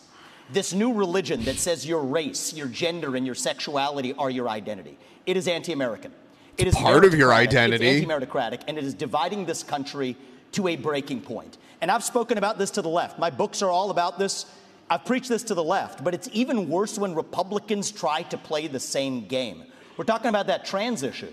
And Nikki Haley's campaign launch video sounded like a woke Dylan Mulvaney Bud Light ad talking about how she would kick in heels. Come At on, the first debate, Dylan she Mulvaney, said that only a that shit woman was can another get this job non-issue. done. That's what she said. After the third debate, when I criticized Ronna McDaniel after 5 failed years of leadership of this party and criticized Nikki, They for flipped her out about corrupt Dylan dealing with the Mulvaney and military got contract. them more She said attention that I than have they a would have woman gotten problem. without it. Nikki, I don't have a woman problem. You have They a signal corruption boosted problem, Dylan and I think Mulvaney that's and what made people need to her know. Nikki a household is name corrupt. to some people. This is a woman who will send your kids to die. Oh, look, I so drew she I can made buy a bigger sign. house. This is the problem. Using identity politics more effectively than Kamala Harris is a form of intellectual fraud. And it actually needs to end. There's our donor puppet masters. We'll end up puppet right up here tonight. This is how this game is played. The puppet masters put up their puppet, and I reject the use of identity politics in this party. It has been a cancer coming from the left, and I'm sick and tired of the double standards. The people of this country are too. Having 2 X chromosomes does not immunize you from criticism. Thank you, sir. Thank you. Governor Haley, would you like to respond? No. It's not worth my time to respond to him. You have been using identity politics at every step. She knows it's true, and that's why she's actually hiding from it. Sir, we're not going to give you a response to the question that was to you. Okay, we got to move on to this. Now, by arrangement with the Republican National Committee, we've got 2 questions for you about the Justice Department and our election system. Here's Tom Fitton with Judicial Watch. Governor Christie, this one's for you. President Trump and many of his supporters claim federal law enforcement agencies have abused his civil rights for the last 8 years by, among other things, spying on him and now prosecuting him while having treated Hillary Clinton and Joe Biden with kid gloves. A recent Gallup poll shows that Americans think more highly of the U.S. Postal Service than they do the FBI or Justice Department. What would you do as president? They should. The people of the Postal Service have a shit job in these agencies, and they have to put up with a lot of stuff. Well, first off, I'm the only person on this stage who's actually done a job in the Department of Justice. I was the U.S. Attorney in New Jersey in the 5th largest office in this country, appointed by President Bush on September 10th, 2001. And it was an extraordinary time in this country to be on the front lines of fighting the greatest attack against our country since Pearl Harbor. And I'm proud of the 7 years I spent in the Justice Department. And one of the reasons I am is because I had an Attorney General when I came in named John Ashcroft. And John Ashcroft stood up and told each and every one of us our job was to do one thing, to make sure justice was done every day, regardless of partisanship, regardless of gender or race or any other consideration. And that's what we did for 7 years. And at a time when our country was at its greatest moment of danger in the last 40 years, we did exactly that, and there was not another domestic terrorist attack on this soil. So what I would do as president, having had that experience, and the only one who's had that experience, is to pick an attorney general who will absolutely do the same thing that John Ashcroft did. To pick U.S. attorneys who will only care about making sure that justice is done without regard to any other consideration but the facts that are presented and whether someone is guilty beyond a reasonable doubt and the government can prove it.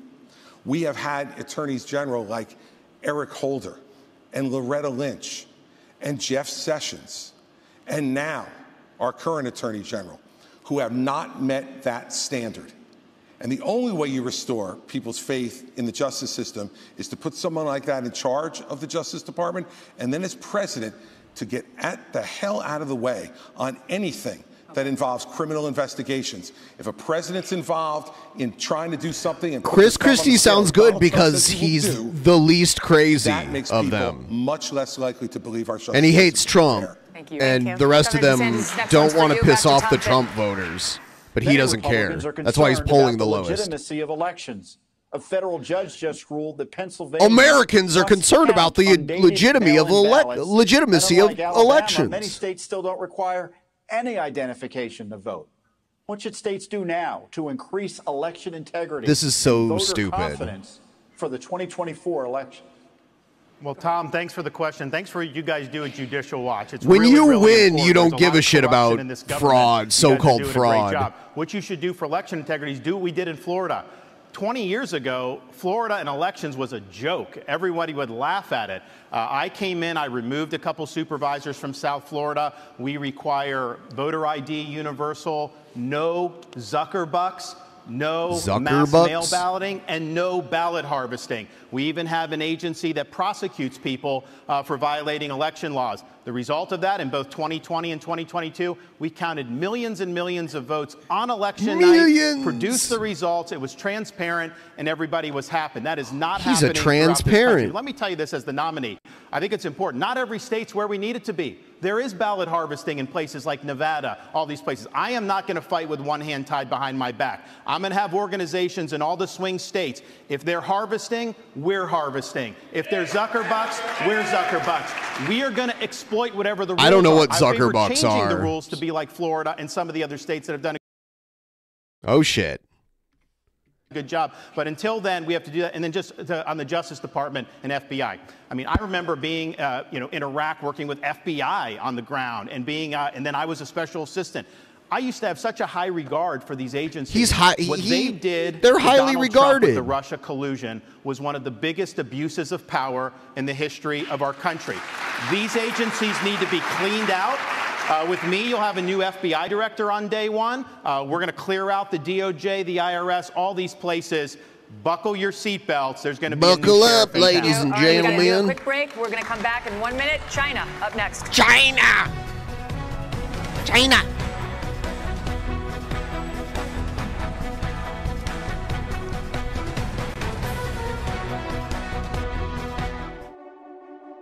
Okay, so let's mute that for just a moment. Muted. I am going to do a quick bathroom run. I have to go pee, and then we'll watch more of the debate. It's almost over, and then we'll watch some other stuff. Sounds good to me. I'll see you guys in just a minute.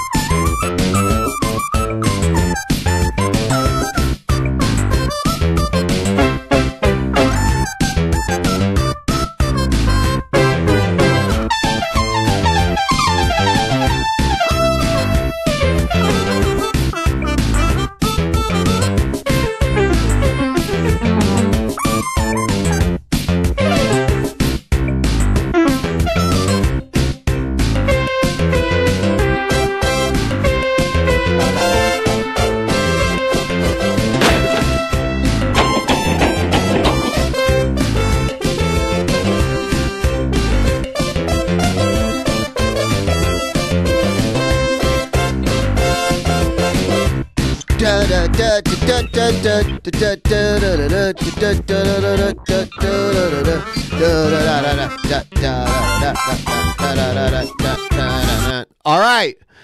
I'm back. Saved you from the dimensional merge. Is the debate back on? No, it's Kevin Sorbo again. Dimensional merge. The dimensional merge has been going on for a really long time, I think, right? Yeah, everyone like the stream if you haven't already. And yeah, we're going to get into some other stuff very soon. I'm interested to see how this debate will affect the polling. I think Haley is doing good. Christie's doing good, but the Trump voters hate him, so he's not going anywhere. If anyone's going to pass DeSantis, they have to get the people who like Trump, well enough, but maybe want somebody different. And I think when Christie drops out, it'll probably go to Haley, his support. Is it wrong that I'm happy Chris Chan is doing well now? No. I mean, I don't know if Chris Chan is guilty of what they went to jail for. I know that they decided not to go further with the prosecution of it. So I don't. Yeah, I mean, as long as Chris Chan's being, as long as Chris Chan's just living their life and not hurting anybody, I think it's good that they've got something going on that's way better than what they had. And I think it's good that they're not living with Barb. I don't know what's going on with Barb, if someone's taking care of her or what. I have no idea. I know Barb has like another kid that's, quite a bit older than Christine or Jesus or whatever their name is now. I just do they because I don't know, because I think they're Jesus now. I don't know. All right, are we back yet? Okay, yeah. The debate is back on. About our college campuses, starting with you, Ambassador Haley. House Republicans yesterday hauled elite university presidents up to Capitol Hill to answer for the displays of anti-Semitism on college campuses. These leaders, including the president of Harvard, were asked whether calling for the genocide of the Jews would violate school policies against harassment and intimidation. All of them said it would depend on the context, including whether that speech veers into conduct. How do you think these schools and the rest of society should balance the imperative of free speech against the need to prevent radical activists from harassing and intimidating others? It was disgusting to see what happened. If this had been the KKK that was doing protests on those campuses, every one of those college presidents would have been up in arms. This is just as bad. The idea that they would go and allow that kind of pro-Hamas protest or agree with the genocide of Jews and try and say that they needed context on that, there is no context to that. This is what we need to do to deal with it. First of all, we have got to get foreign money out of our universities. You've got Arab money, you've got Chinese money, you've got others. No. You need to go to every university and say you either take foreign money or you take American money, but the days of taking both are over. The second thing we need to do is Biden made a mistake not including anti-Zionism in the definition of anti-Semitism. If you don't think that Israel has a right to exist, that is anti-Semitic. We will change the definition so that every government, every school has to acknowledge the definition for what it is. The third thing is we really do need to I think it has a right to exist because now that it's existed for so long. But should it exist is another, like should it have, not should it exist, but should it have been created in the first place? That's what I would say. That's the real question. I'm not saying, because it's already there. But should it have been created, so long after the original ancient Israel stopped existing? Acknowledge I don't know. anti-Semitism. We'll take your tax-exempt status away. That'll fix it, and that'll take care That's of it. how I feel about it. Staying with you, Ambassador Haley. On October 6th, the Israeli government thought it had a clear-eyed view of the threat from Hamas. In fact, according to the New York Times, I think something needs to change over there for sure. And dismissed it as an aspiration. With the whole Palestinian the Israelis thing. Were wrong. Things really do have to change over there because it's FBI obviously director not told the Senate working. panel just yesterday that he sees, quote, blinking red lights everywhere, and that the threat level has, quote, gone to a whole nother level since October 7th. Which of the threats facing our country do you worry could blindside us? What worries me and what keeps me up at night is what happens between now and Election Day while Joe Biden's in office. That's what worries me more than anything else. But I'll tell you that America right now is acting like it's September 10th. We better remember what September 12th felt like, because it only takes one. And whether you're looking at open borders that are allowing people to come in, Iran knows the easiest way to get to America is through the southern border, and we're not doing anything to stop it. We've got to get the foreign infiltration out of our country, whether it's in our schools, whether it's on our social media, whether it's we need to stop all foreign lobbying that's happening to members of Congress, and we need to start securing America again. Until we do that, we are going to be at threat. We've got to look at Iran, China, and Russia want to destroy the West. We have to start acting strong again. We've got to start protecting America. So she's more of a neocon. Protected, and we're not she wants to strengthen it. So Joe Biden flex some military muscles. That'll change on Election Day. Governor DeSantis,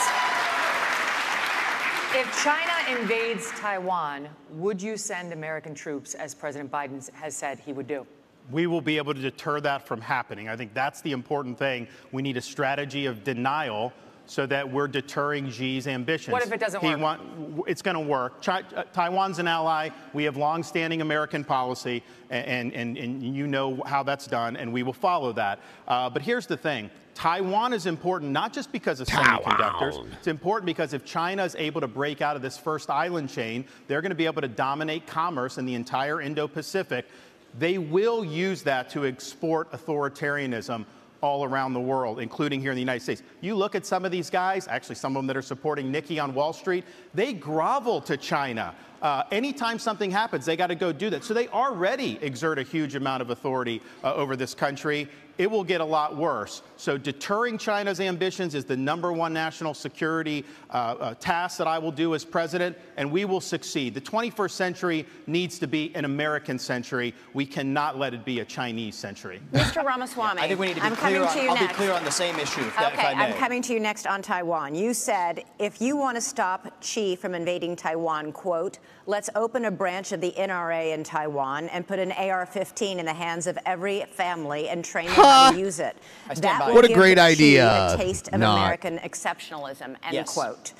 The National Police in Taiwan announced a zero-gun policy last year. Is this a serious policy proposal? And if it isn't, why do you keep repeating it? Well, it's part of a broader deterrence strategy. And so I think I'm going to respectfully disagree with Ron here.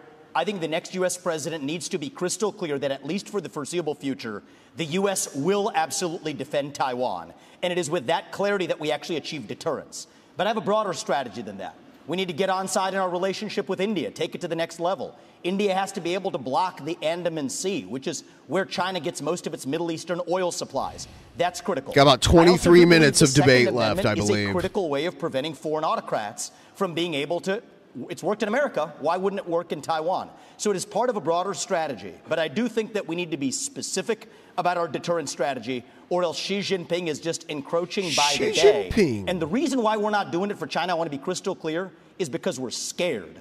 Why are we scared? Because we depend on them for our modern way of life.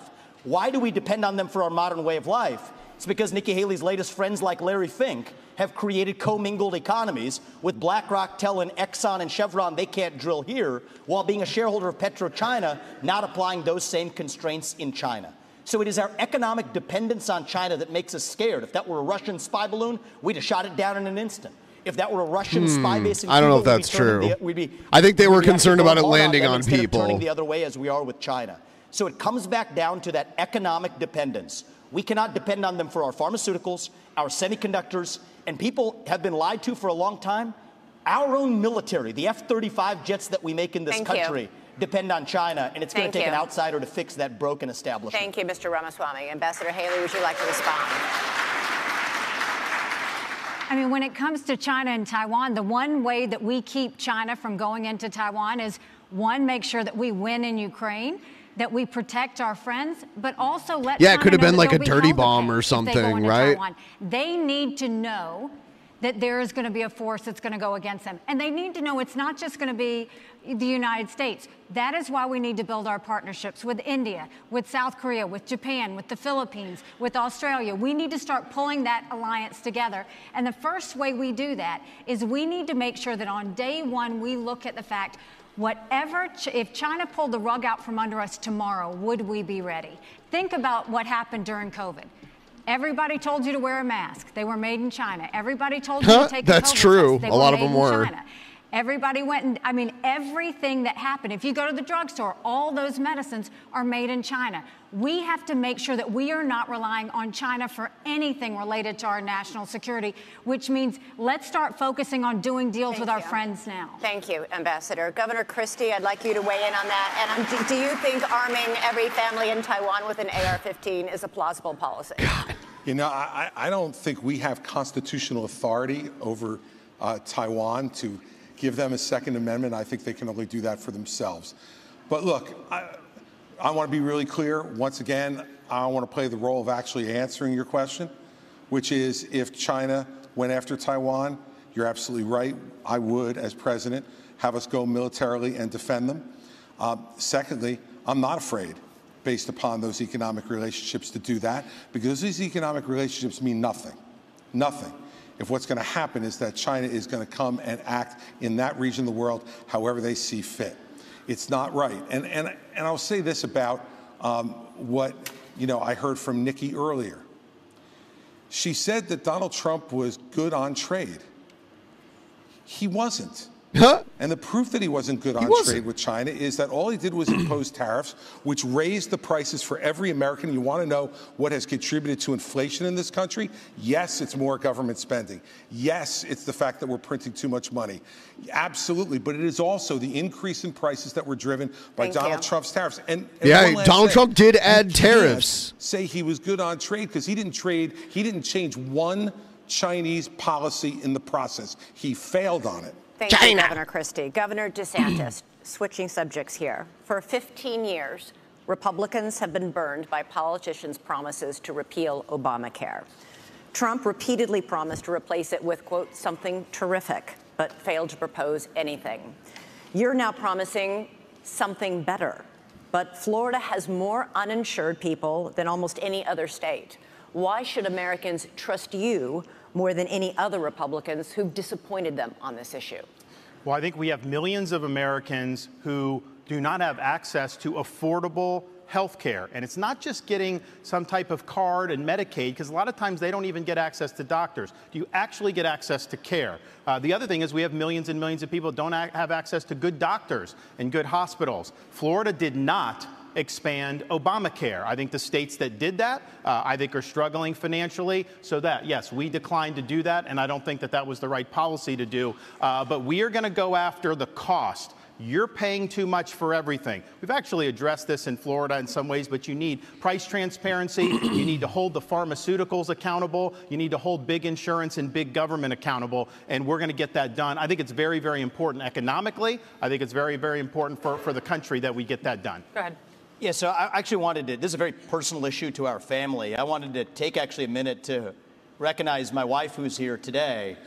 Badass surgeon. She did a bunch of cases with cancer survivors earlier today, flew here to be tonight. We'll be back at 7 a.m. in Columbus, Ohio tomorrow. Okay. Those patients in the Answer OR. the question. And on the front lines of people who have actually not swallowed for years. And here's something that's awful that's happening in our healthcare system. They'll pay for anything like feeding tubes, doctors to be pill pushers, but for the procedures that can actually make these patients better, we have a broken healthcare system that doesn't pay for it. My wife, Apoorva, in many cases, does not get paid for those procedures. She does them anyway because it's the right thing to do.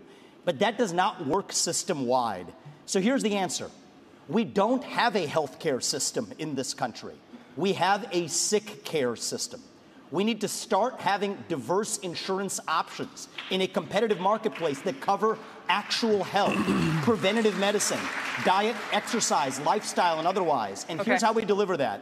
End the antitrust exemptions for health insurance companies. That's where the competitive marketplace begins. That's crony capitalism, and that's the answer. Okay, through Operation Warp Speed, the Trump administration and private industry developed a COVID vaccine in record time. Oh my God, come on. Oh my God, it's dead. Oh shit. Oh shit. Now we're getting a "we'll be right back" from the Rumble feed. Like the debate just stopped being broadcast. Like they're having a technical issue or something. That's cray.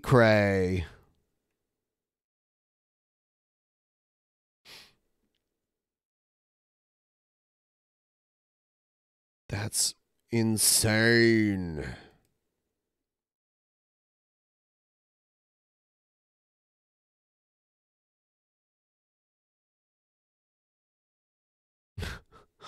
What is going on? Why can't I see it anymore? Fuck. Can I watch it on the News Nation website? Okay, yeah, I'm going to switch. We will repeal that. There. Just like we will repeal every other form of crony capitalism. People who have been harmed by those vaccines deserve accountability. They cannot be forgotten Americans. And I think one of the top lessons we learned from that COVID pandemic is that free speech in this country is most important in those alleged times of emergency. If we had been allowed to openly debate the merits of those vaccines, they would have been never mandated in the way that they were. The And doctors in general, I don't debate think it, that we not should want people who don't capitalism and understand democracy to share medicine. the same bed anymore. It's time for a clean divorce. Let companies be companies, but I don't like the crony capitalism. This dates back a long time in both parties. And I think that we need to end the lobbying. And I personally believe that if you have been working in the government, you should not lobby that government for 10 years. If you have been a government elected official doing deals with companies, be they Boeing or be they pharmaceutical companies, you should not join the board of that company for 10 years after. The former chairman of the FDA, the leader commissioner of the FDA, ended up on the board of Pfizer. Nikki Haley did deals with Boeing, ends up on the board of Boeing.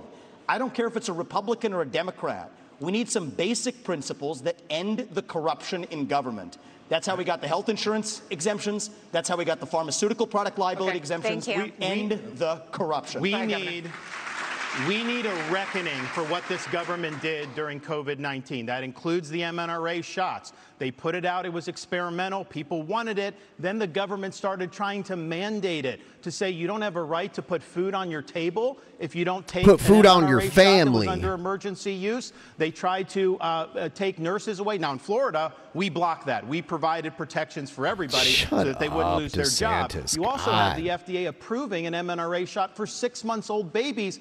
There was no data to support that.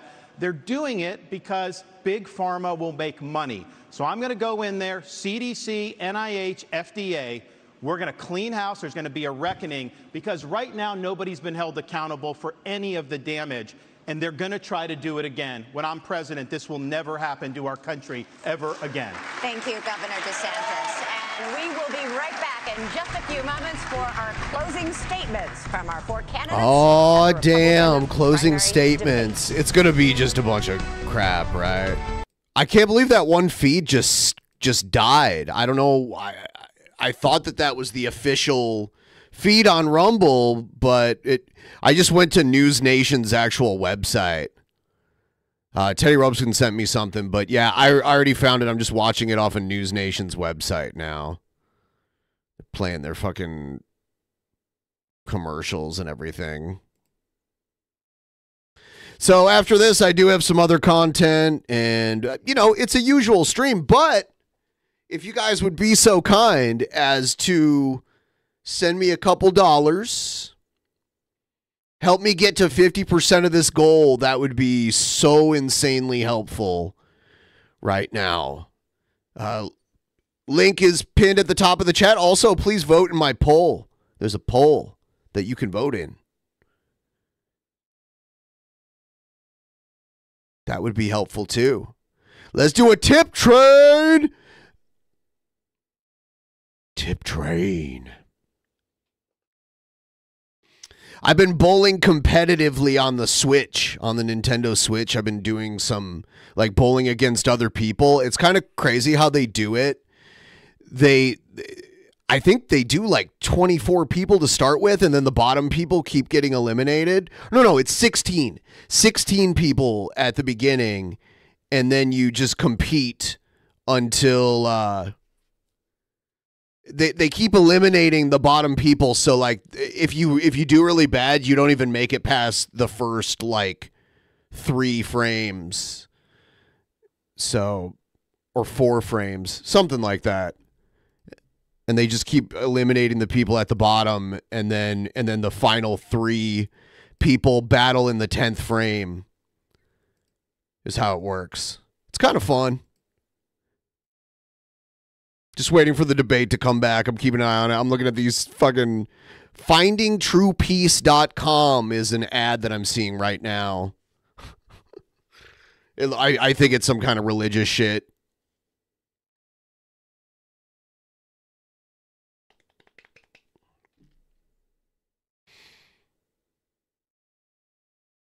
Yes, help me out. Please help me out with your magical currency. Hee hee hee hee hee.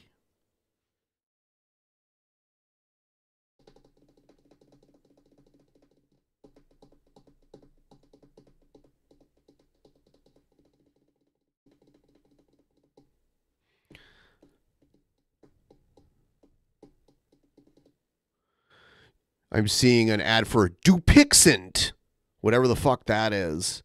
Dupixent. Oh, it's eczema. There's always eczema and psoriasis medication that I see. I think this is for psoriasis.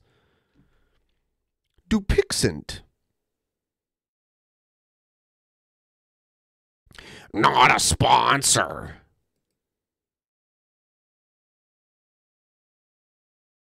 Not a sponsor, Tubes. Dupixent.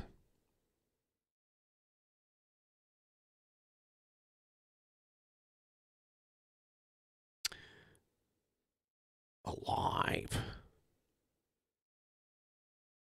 Ask your doctor about Dupixent. I think it's so weird that the way pharmaceutical advertisement goes is they advertise it on TV and then they ask you to ask your doctor about it so your doctor can write you the prescription. Why should that matter? Why is that? I know they don't have those kind of ads in a lot of other countries. It does seem weird. Shouldn't your doctor decide what to prescribe you if you need it and not you and not a commercial? Like, should you have influence over your doctor prescribing you something if it's like a prescription drug? Isn't that the whole point of a prescription drug? Is that they give it to you at their own discretion? Welcome back to the News Nation Republican primary debate here in Tuscaloosa, Alabama. We're going to do one final question before closing statements, and we want to get you all in, so we're going to give you 45 seconds for this last one. Governor Christie, we're going to start with you. Which former president would you draw inspiration from for your own presidency, and why? So on Brave, clear your cache on Brave, and it should work. About President Reagan, that's going to be called "What Would Reagan Do?" That book's going to come out early in 2024. And what I learned, they all talk about Reagan as if he's Jesus. It's very strange. To the truth. Ronald Reagan was a slave to the truth. Popular or unpopular at the moment.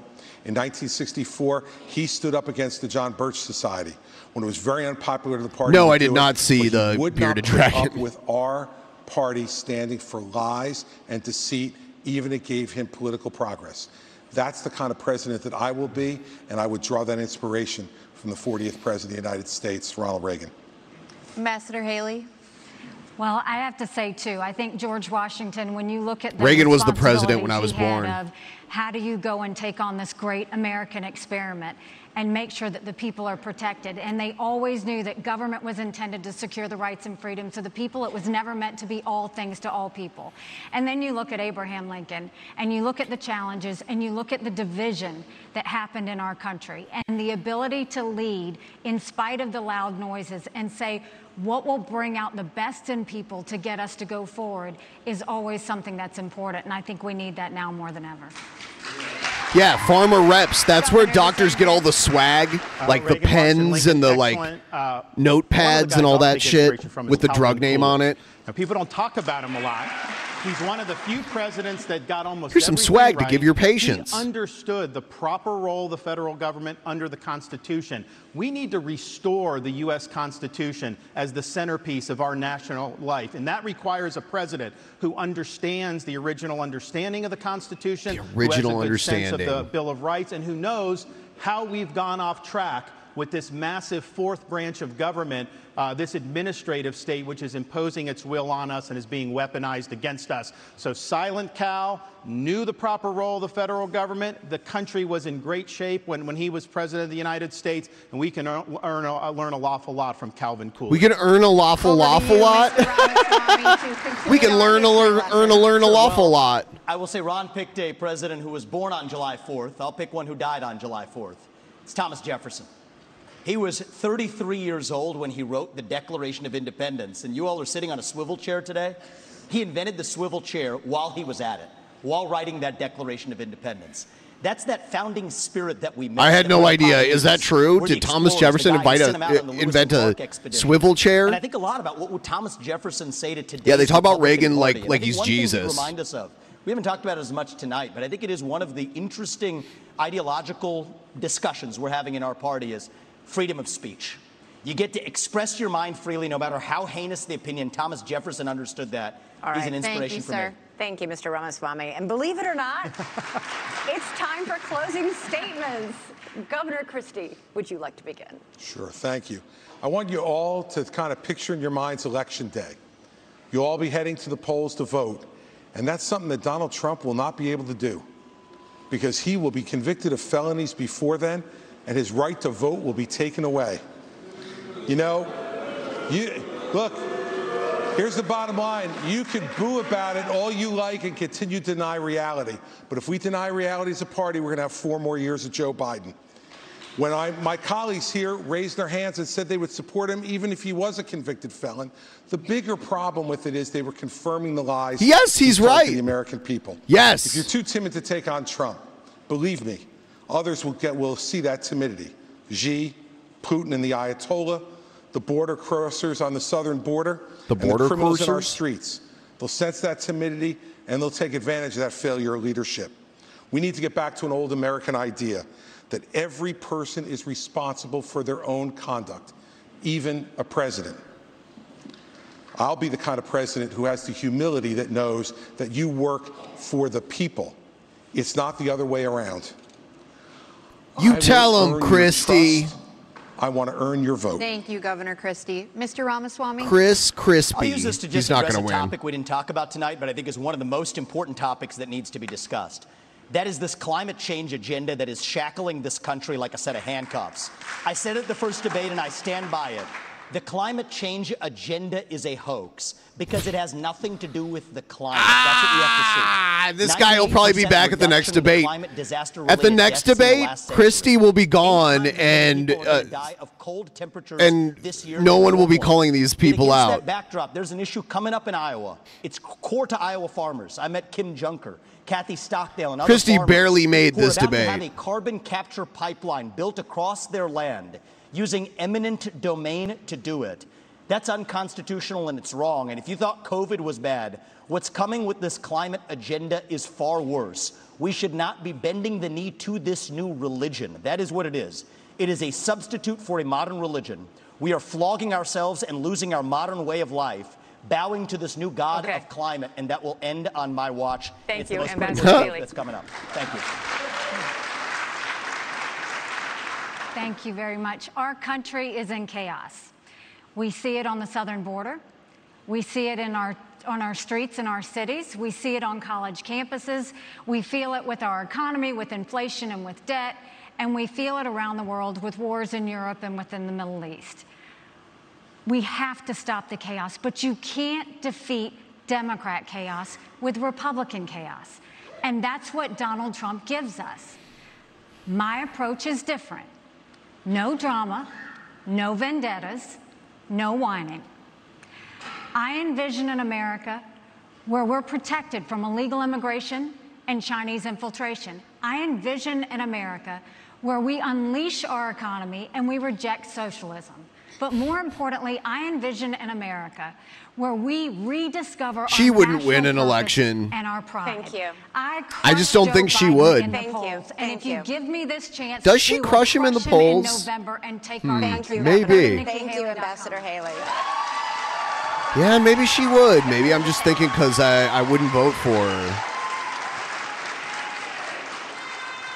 We are in jeopardy of being the first generation of Americans to leave to our kids and grandkids an America less prosperous and less free than the one we inherited. I refuse to sit idly by and let that happen. But we got to have people that are going to be willing to fight the people that are doing this to us. You can't be these establishment Republicans that just cave at the first sign of opposition. I'll fight for you. We also need to win again as a party. Yes, win the election, which we've struggled to do, but also win on these big issues. And nobody has defeated these people more than what I have done in the state of Florida on issue after issue. We have won, and we have won big, and that's what we'll do for you. We also need leadership.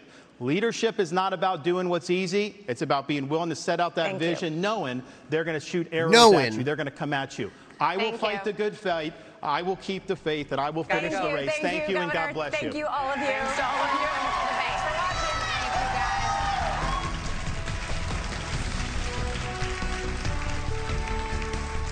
guys. All right, that's that. That's the end of that. I am now closing the poll. Looks like Haley ran away with it. Amazing, amazing, amazing. Oh shit, I went to a black screen. That's not good. That's not good. How about this? This is better. All right. So I just need a quick break here. Not very long. I will be right back, and then we'll continue. Hello, friends. This is the Sophisticated Urbanite here, and my investigation has uncovered some pretty interesting facts about Simple Country. Turns out, neither is he simple, nor is he country. I just want to point this out, so y'all know you've been lied to. You've been deceived. We all got sunglasses. We all got suit coats. We all have wood-paneled rooms. But, as the Sophisticated Urbanite, my wood-paneled room is superior. My suit jacket, superior. My sunglasses, my fedora, tips, my ladies, way better than Simple Country. So take it from me, Sophisticated Urbanite, your world champion. The following video that you're about to watch is based on real events that transpired outside of a soup kitchen somewhere in eastern Pennsylvania. Fuck yeah! Extra fucking mania's been badass, motherfucker! And I support strong women like Jespro. She's gonna come through as the world heavyweight champion. Yeah! What do you think, Rev? Oh yeah, Shaddy. Yeah, you're right. Jespro all the way. Yeah, you're right. Ben sucks. There's no way he's going to win. Jespro's just like us. She's amazing. She could collab at our OnlyFans with us. That'll be pretty amazing, I think. Fuck yeah. We'll get Jespro to threesome with me and Rev, and it'll be on our OnlyFans. It's going to blow us up. Kanye West is going to love this. Hey, wait a minute. What the fuck is he doing here? Shani, Rev, you're both stupid. You're stupid. Do you know how stupid you are? You know how stupid you are? You are both so stupid, you're even stupider than me. I can't believe it. Shani and Rev, you are the stupidest. You are the stupidest of the stupid. Even stupider than the amazing atheist who was scared to debate me. Why the fuck are you here, G-Man? We start talking about OnlyFans and all of a sudden you show up. What is your fucking problem? I don't want to be your Oreo cookie, you piece of shit. Well, actually, Reverend Shani, even though you're both stupid, even stupider than me, I'm here to make a peace offering. And I've decided, Shani, you're about to get this chocolate. Yep, for the first time, I'm gonna give you the chocolate. What you've always wanted, Shani. Whoa, holy fucking shit! If you put it that way, I'm all in. Yeah, get the fuck out of here, Rev. We're gonna make this happen, finally, and you're not gonna get in the way anymore. Whoa, Shaddy, what's going on? I thought we were gonna have a threesome with Jespro on our OnlyFans. What's going on with this? G-Man's just coming around and saying you can have the chocolate, and now you're agreeing with him. I'm so confused. Shut the fuck up, Rev. You always knew it was gonna end up this way deep down in your heart. Just accept it and move on. I guess you forgot, Rev. G-Man always wins. Enjoy the view from the cuck tent, bitch. Come on, ladies, let's get out of here and make some awesome OnlyFans content. Oh, no, Shaddy. No, Jespro, no.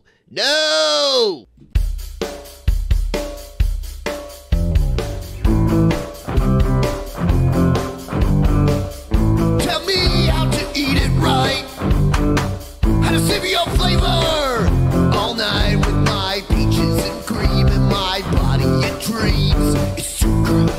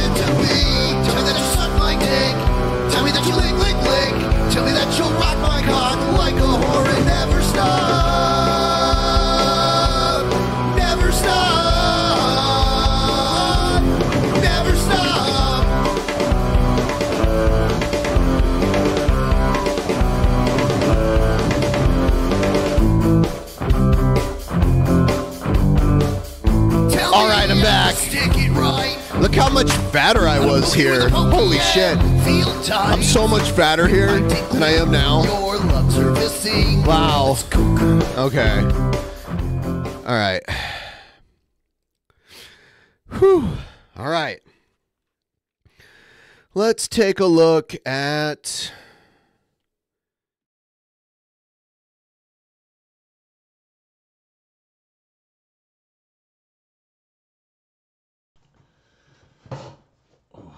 What's going on, guys? Wearing his one outfit.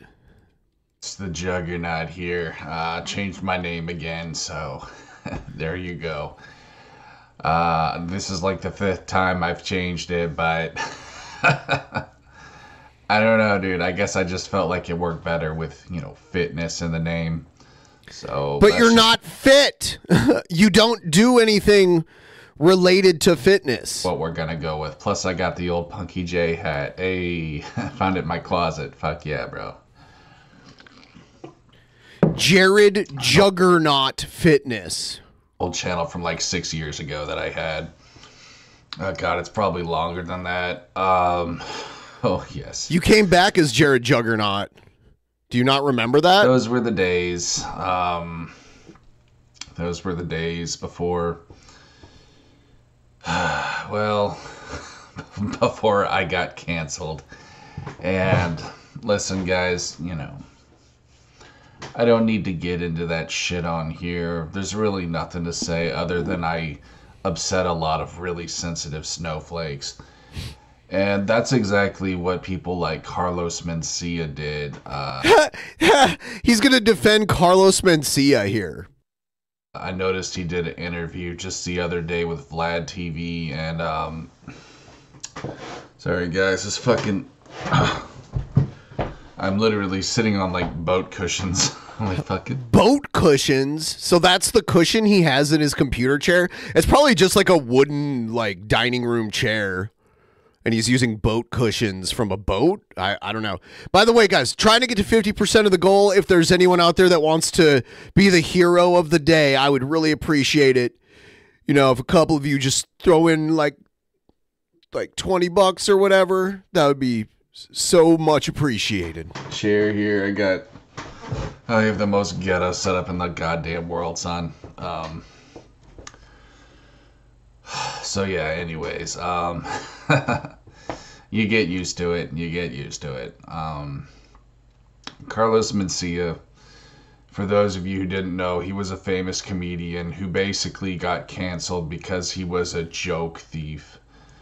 Which is like, wow, what a great way to ruin someone's life because they took other people's jokes. You know? I mean, apparently in comedic circles, like in the stand-up comedian community, that's frowned upon. So that's who called him out was other comedians. It wasn't just like people on Twitter or something. It was like Joe Rogan. Joe Rogan was the one that really called him out. Big time. Know what I mean? Like live on stage. So I guess you could debate, you know, well, he's stealing their livelihood by doing that or whatever, but it's like, dude, to me, juggle nuts quietness life. Learn Yes! how to do nothing but choke yourself to sleep and talk while saying things on YouTube. That's what we needed. Thank you so much. Now I just need another 10. We're at 31%. So what if he did? I mean, so what if he did? I'm bruh? sure that probably happens in the comedy world all the time. I mean, if it does, I mean, I'm sure sometimes people think of the similar jokes, but when it's just like blatantly stolen, they frown upon that. I mean, if it can be proven that it wasn't just a coincidence, then they'll come after them. And it's obvious it was a personal attack, and he said that himself. He's based. I can tell he's based. He's bro. Based? Rocking that Jesus piece, too, tells me a little something as well. But yeah. I like how you don't give a shit about any, like, if someone just says they're a Christian, you automatically hold them at a higher regard than you would otherwise, regardless of how they actually are. That's how Jared is. Well, I'm Christian, that way I have like moral superiority, even though I'm a piece of shit, bro. bro. I mean, this guy knows what's up. He knows about the snow. Carlos Mencia isn't even really his name.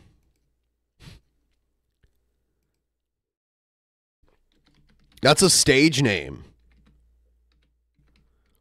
His name is, what was his real name? It's Ned Arnell Mencia. Was he born Ned? Yes, Ned Arnell Mencia. And he was born, he's not Mexican, he's Honduran. Lake race, you know what I mean? The SJWs and just other stupid people in the world, man. Because people, unfortunately, are tribalistic fucks, and they will hate you just because you don't think like them or look like them. And again, you know, I'm sure a lot of you see this, but that's what happened to people like me as well. You know, people like you, turds like the degenerate peasants. You know, a fucking libtard channel. They love to go after my kind, people who are red-pilled. No. You know, rest in peace, Black Pill Joker. I just noticed he lost his channel. You know, well, he didn't lose it. He deleted it because of stupid assholes, but, I mean, he was saying some crazy shit. And, you know, Carlos, bless his heart, he said something that I've actually said in the past as well, and that's,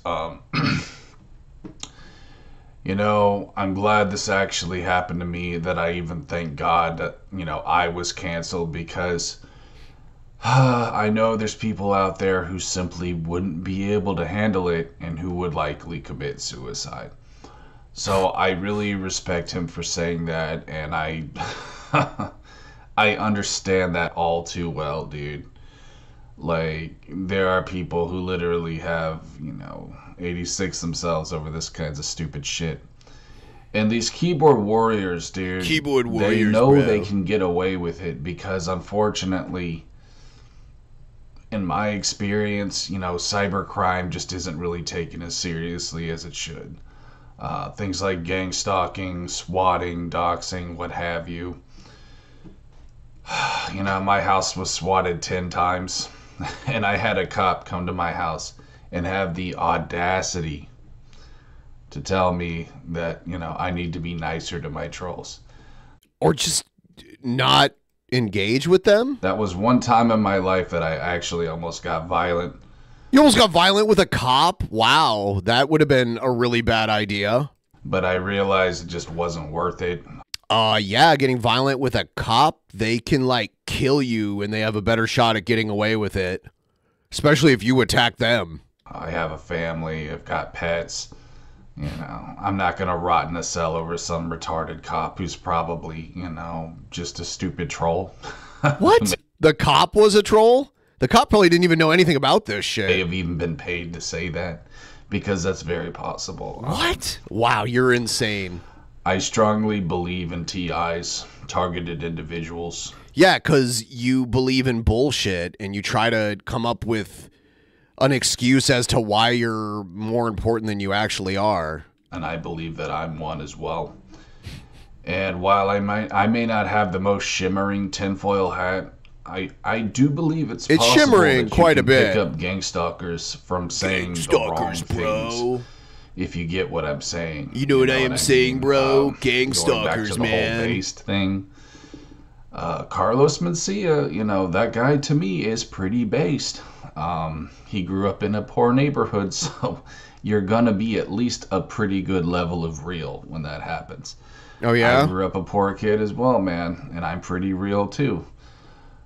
People don't like that. You know, I've got some racist trolls who don't like that. They can tell that I'm real, and it bothers You're them, still man. a poor kid. It's crazy, dude. Just You tell never stupid gotten out of the people kid, you know, like the kid what level. can you You're do? still there. What can you do? So anyways, yeah, Carlos Mencia, dude, I wish you all the best. He's still out there killing it, man. He's still doing shows, you know, despite all the bullshit. And I have to say, that is so fucking inspiring, you know what I mean? That there's people like that out there who just don't give a shit. And I hope that I can inspire people like him, dude, just by me doing my thing, despite all the stupid haters. Because, again, I know a lot of you guys must see their hypocrisy. I mean, when you look at some of my little turd trolls, you see what kind of weasels they are and why they're doing it. It's all projection. It's because they want to feel better about themselves, and I'm a perfect target because I'm different. You know, and because I don't have a huge following, they know they can get away with the dumb bullshit. But I can tell they're scared right now because they see that I'm growing and that I'm evolving. I'm glowing, bud. Only 150 more subs. And guess who gets partnered? Guess who can shoot down some stupid troll channels? Because YouTube doesn't give a shit about you unless you have 500 subs. Oh well, what can you do? But yeah, bro, it's gonna go exactly the same as last time. Dude, I was able to do it a few months ago. It was great, dude. I got them super triggered. So guys, please share my videos. Help me get to that 500 mark. We're gonna cause some more trouble. But until then, guys, thank you so much for watching. Stay based. I genuinely wish you guys all the best watching this. You know, it's such a sick world we live in. It's so sick, and it's so bro. sad that you have to conform to society's standards. Just I don't to follow society's rules, bro. Otherwise, you know, you're just outcasted as a, you know, quote unquote monster. If you don't think quote and look unquote like them, monster. That's the world we live in now, guys, and we just have to accept that. You know, off-grid life is really the life to live at this point. And one day, I don't know, dude. Like, I aspire to just live in the mountains, away from it all. You will really, die. Bro, it's just society is such cancer now, and I guess social media and shit like that is to blame. But I don't know, dude. I think humans have always been a certain level of evil. I think social media just kind of helps show it. You know what I mean? It just helps mirror it to the world, to where we can really see just how fucked up we are. So. Anyways, guys, that's what I got for you on this video. Thanks for watching. Peace. All right. Let's check in with Sturgis, everybody. He's streaming right now. He's streaming some Street Fighter. Sturgis. Oh, she did it first. No way. She did it first. You lost, Sturgis. You lost, Sturgis. Bitch, right off the fucking rip. Here's the link to start. I'm supporting small creators right now. Hadouken. Hadouken. Lightning kicks. A backwards Hadouken. Are you gonna keep blocking? I'm just gonna throw you guys. That's a pop-up for my video downloading program that I use. Anytime I copy a link, it asks if I want to download the video. Sturgis. That's it. Oh, what? That was my punish. He can't right ban there, you bro. all. Come on. I'm monetizing my haters, bro. Oh yeah, I'll yeah, give him a right. dislike, that should too. not have been a punish. Get out of here.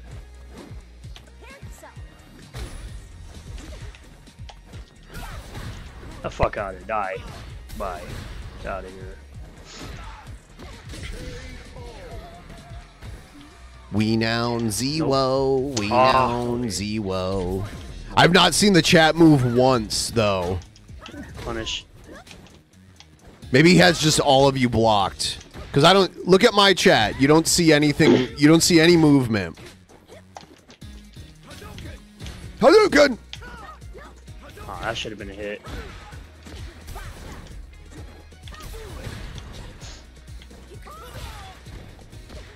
Ah. Got him. Oh, great. I should have seen that level 3 coming. You're done, Sturge. Yeah, she fucked you up, Sturge. Again, KO. she did hers first, bro. Come on, bro. She literally did her special first. That's what's so crazy. Here he goes. She definitely did. Here he her goes. special first. Oh, I got the rematch. Yeah, it looks like all of you are blocked right now. I mean, yeah, coal miners, bro. Coal miners are cool. Coal miners are cool. Because you know you couldn't spell it the right way, because you know for sure you get banned. You couldn't spell it the way you were trying to spell it, at least. Coal miners are cool, though. They keep your broke ass on YouTube. Coal miners?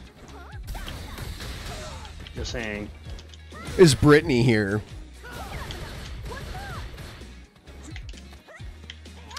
It's not a Fats raid unless Sturgis is raiding himself. That's a punish. By the way, it's over on Twitch.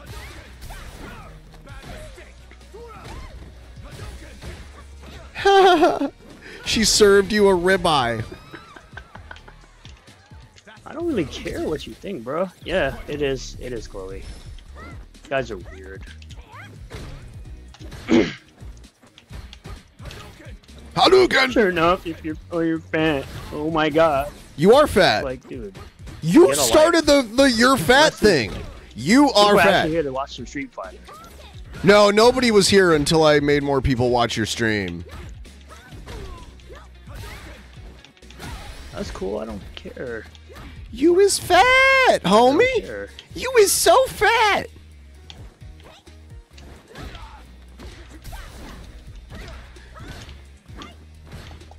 Considering that Chun-Li is like the epitome of what a freaking woman Epitome? like, Did he say? Best, hold on. Did he say epitome? He meant to say epitome. Hold on. Sturgis has like his own keenisms. He has just as many. Epitome. Disconnect. Damn. I'm interested in this. I mean, I don't know who Sturgis is, but still. Sturgis. Like, you're referring me to someone I don't know who. You know who it is. You've said it before. You have acknowledged it. When you acknowledged it, you took away your right to say you don't know who it is. Let's go back to the Battle Hub. Battle Hub. Battle Hub? Is that him? Did he make that character to look like him?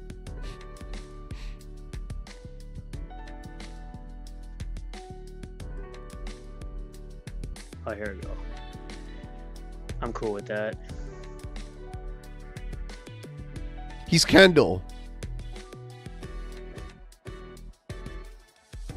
What's up, Tiamat? How's it going, buddy? How's it going, buddy?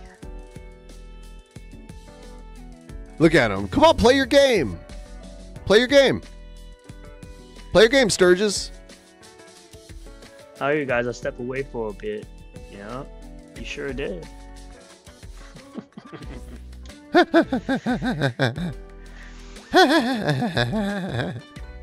doing good. The epitome.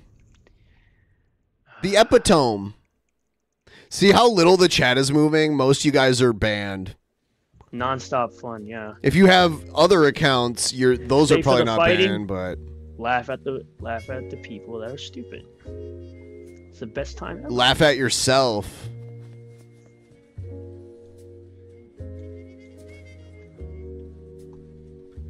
Now he's just playing jazz. Look, he can't focus on his game. I mean, I can't possibly be in digital format. Like, I don't understand that one. There's no way I can be in digital format. Okay, you're so clever.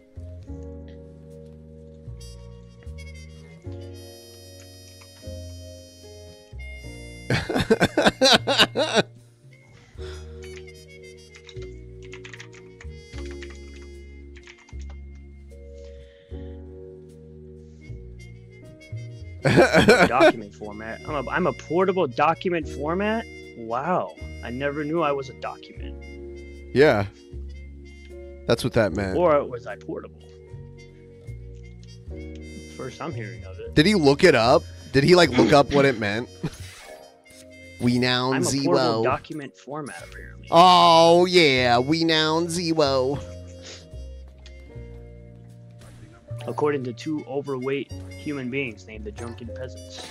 Yeah, I'm overweight, and you're not, right? Street Fighter 3 fan. That's cool. Never played that one. I'm the overweight one. I'm the overweight one, and Isom is a good comic, right? Lightning kicks. That's just your opinion, bud. Yeah, the side eye. Hi, hi. Throw off. Come on, Renowned Zero. Oh, you're getting your ass handed to you, Renowned. Damn, you're really shitting the bed. Oh, damn, Renowned. Oh, look at that KO. Hell yeah. Renowned, you lost. Yes. You lost, Renowned. Absolutely. Renowned, you suck at this game. Oh, dude, look at that. I don't know who that is because I can't. You suck, Sturgis. I don't read baby talk, unfortunately. Then how do you know what it says? Dumbass. I'm interested in this.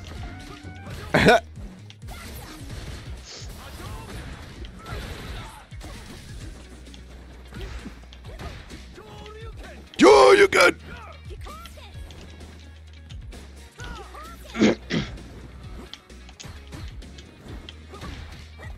I mean, I don't need y'all projecting on me, I guess. Oh, it's yeah. We're the ones who I've known you were a project. portable document format for years. Sorry you had to find out like this. It's okay. Get out of here, Chun-Li. The next person to subscribe to his channel, it should be Renowned Zero watches cuties or something stupid like that. Wow, double throw. Ah, look at you, Sturgis, getting your ass handed to you. Wow, what an embarrassment. What an embarrassment, Sturgis. Oh, Ace is here too. I might lose my goal 1 tonight. Who knows? Okay, assuming that just because he's dumb, he has a mental disability is a stretch. Got him. I can guarantee you he's not diagnosed with any type of disability. He's just dumb. It's it's not like that's a counter. It's not like a mental illness that's causing him being dumb. It's his gigantic ego.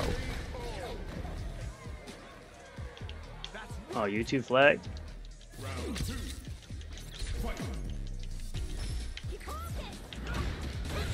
Zero, but you should probably ask Vito how many times he's watched it. Huh? Since he's the defender of that movie. Since all you fat Renowned as a cutie fan. That's so funny. The timing on that was hilarious.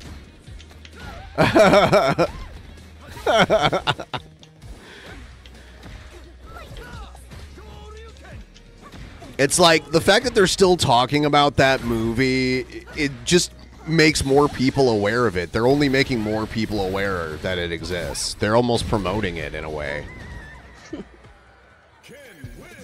Oh, maybe Reowned is, but I don't know who Reowned is. I don't know who Reowned is. Renowned? Renowned Zero?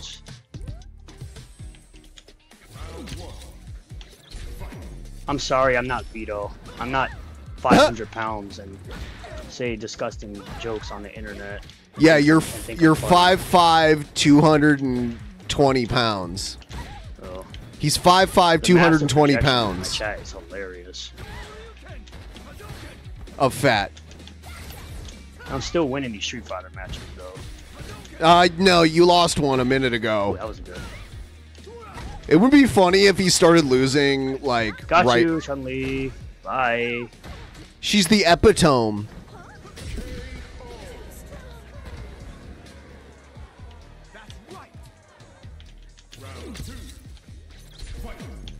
Come on, Chun-Li.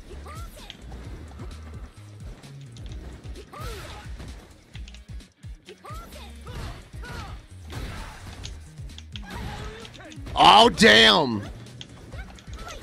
It's quite interesting because these are the same people that that you know, absolutely fall over themselves for Riley's girl, and she's disgusting looking. What are you talking about? Fall over? No idea what you're talking about. We're just friends with her. Punish.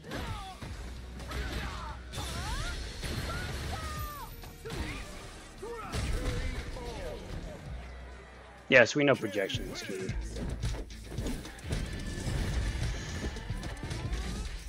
They're all projecting, so. They're all projecting, bud. Apparently, supporting Blade Double means I support all these other things, which. I'm interested in this. Blade Double has fully grown adults in it. Is it fully grown adults?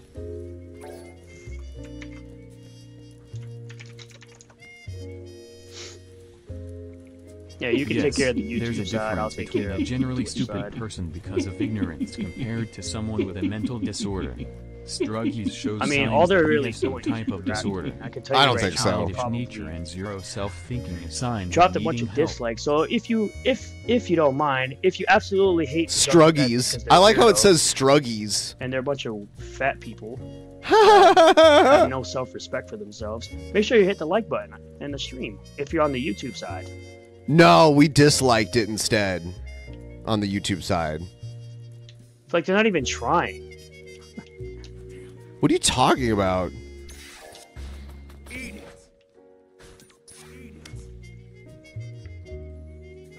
I am objectively That's not an thinner. I'm objectively thinner. That is an absolute fact. I am objectively thinner than Sturgis. Why did he see the side by side pictures that I posted? Did he miss that? Did he conveniently ignore that? I mean, if that's how you spell the word. I mean, it's all a bunch of burner accounts. Interaction is fine, yes, especially from a bunch of burner accounts, obviously. What? Burner accounts. I mean, I already had anywhere between 7 and 10 people before all these people showed up, so it's not really that big of a deal.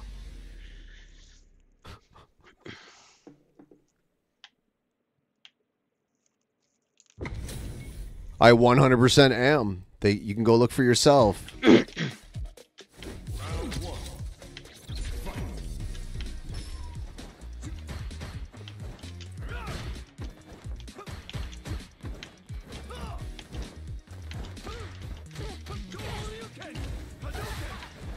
And if they want to keep making me money on Twitch, I mean, they can keep making more burner accounts. I'll just essentially get money off ads. Essentially, bud. Essentially, bud. I've done shirtless pics before. I don't know. I've streamed without a shirt on. Like, I don't swing that way. It's kind of strange that a man is asking me to do something like that. It's because you're afraid and you're going to pretend like it's because it's a gay thing, but in reality, you're just afraid. Again, I don't know who Sturgis is though. Uh-huh. I mean, I know Sturgis is the name of a city, but that's all I know. You know what it is. So I guess a city does that. I don't know. Kind of weird and strange. Get punished. We Now Zero's getting his ass handed to him. Gotcha. Oh, I should have seen that coming. Damn. I hate Jabri. Jabari's annoying. Judy wins. Oh, you want a rematch? You want a rematch? What's up with that?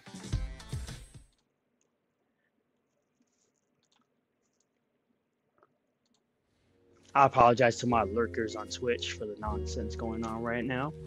Huh? WTF is happening on Twitch? It's a bunch of weirdos just making burner accounts, trying to be funny. All they're doing is making me money with ads, so that's fine. They're making me money, bud. If they do that, all they're gonna do is make money for ads. So much cope.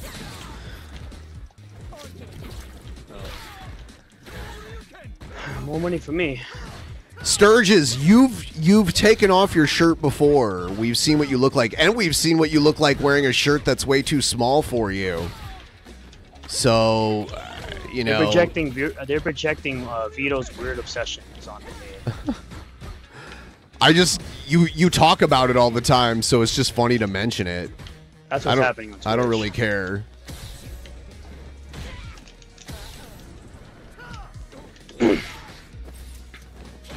Idiots is right. Here it is. Here it is. Again, Sturgis, me. Poison me. I'm not saying I'm some super fit guy. I'm saying just compare the guy that calls me fat all the time. Sturgis, me. Who is thinner? Who is in better shape? Who needs a fucking, 10-inch long beard to cover their 5 chins? Just saying. Also, I'm like 10 years older than him, too.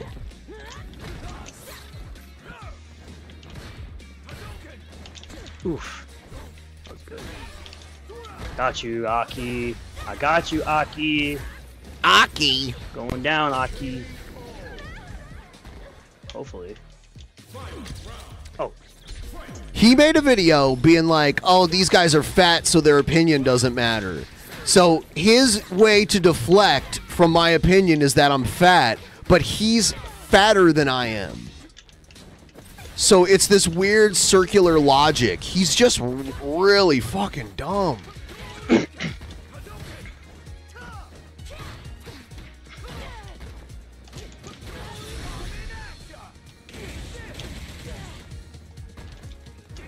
Oh, come on.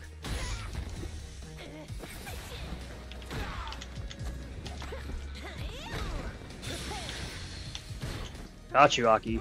Bye-bye.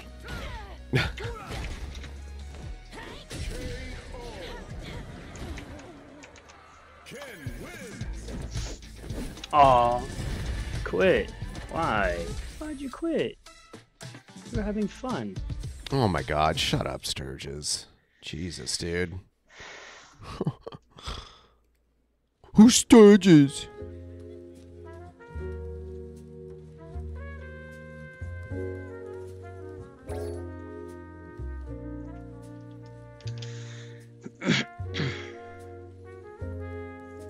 I do like the jazz music in the lobby, though. I don't know what it is, but... I don't know what it is, bud. Oh, yeah. Oh, that's what it is. Who's high pitch? There was a message that wasn't shown. Who's high pitch? That's a punish. Oh, he's playing modern controls. But... Hell's Only's going hard on Sturgis right now.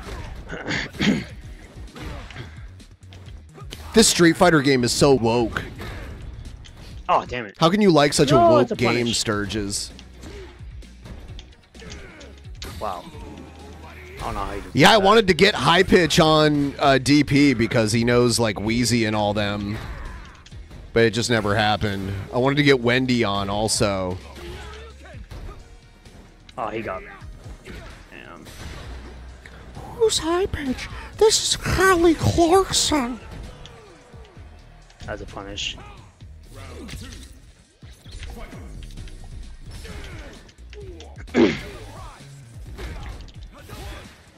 Zangief beating your ass, boy. Pile driver, bitch. Ha!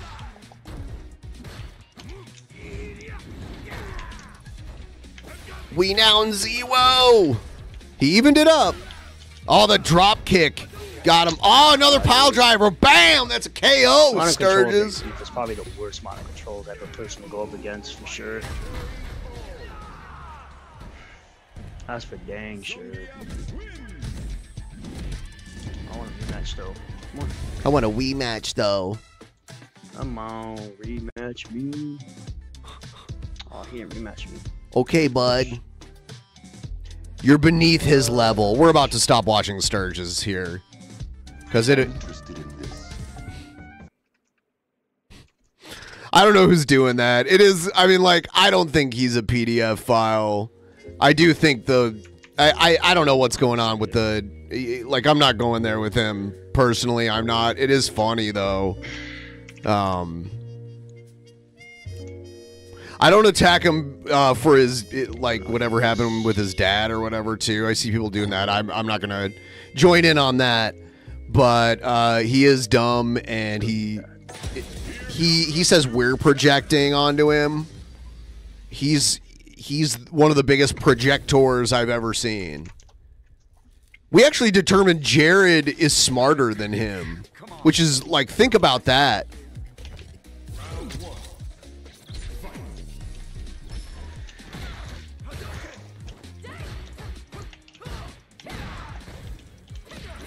Got you. Punish.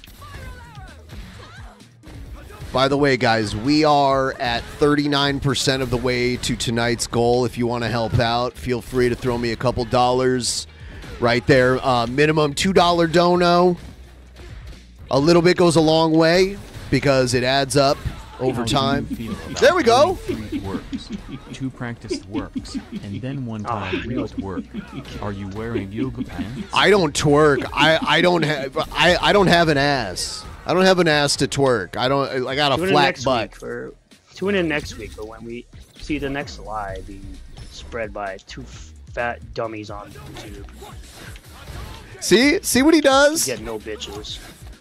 And then he makes up this kind of shit. You go, yeah. That's all he can do. He has to make up a fantasy world of reasons why we're not as good as him, so that he can justify the amount of ego that he has. He also thinks he's like a big successful YouTuber.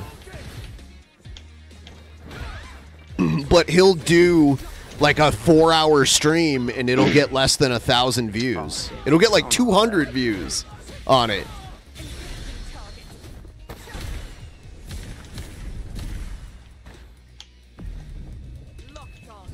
But he talks about like how relevant he is and everything. It's so weird. Bitch, get fucked. Bitch, get fucked.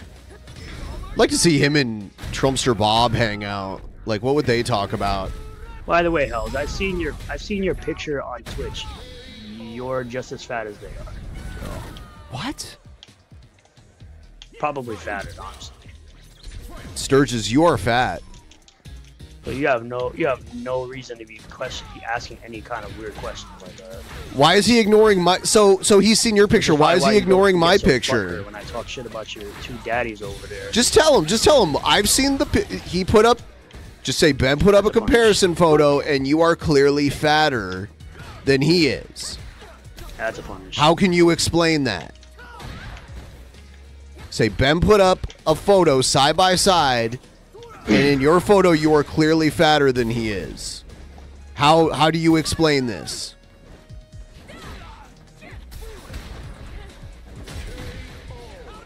Yeah, I'm sure.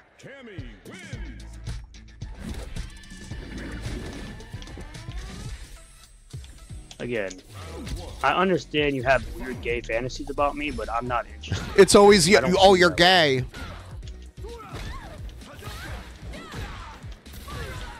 Yeah, the fat was oozing. It's like he was wearing a large when he should have been wearing an extra large. Damn it.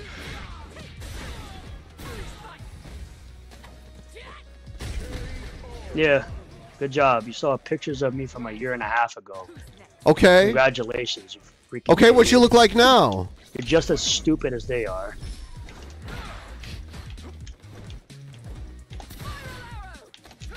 Two fat retards named Ben and Billy. Billy the giant fridge. Okay. And anyone from their chat that wants to come in here.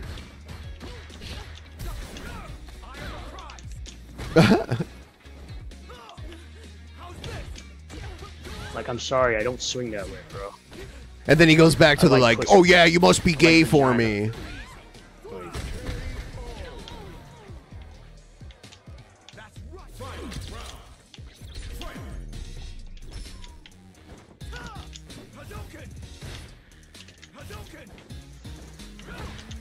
Yeah, I'm sure they are. They're very weird individuals. I wouldn't be surprised. Oh, that's a punish.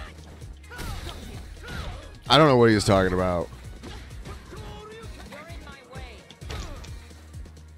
That's a critical art.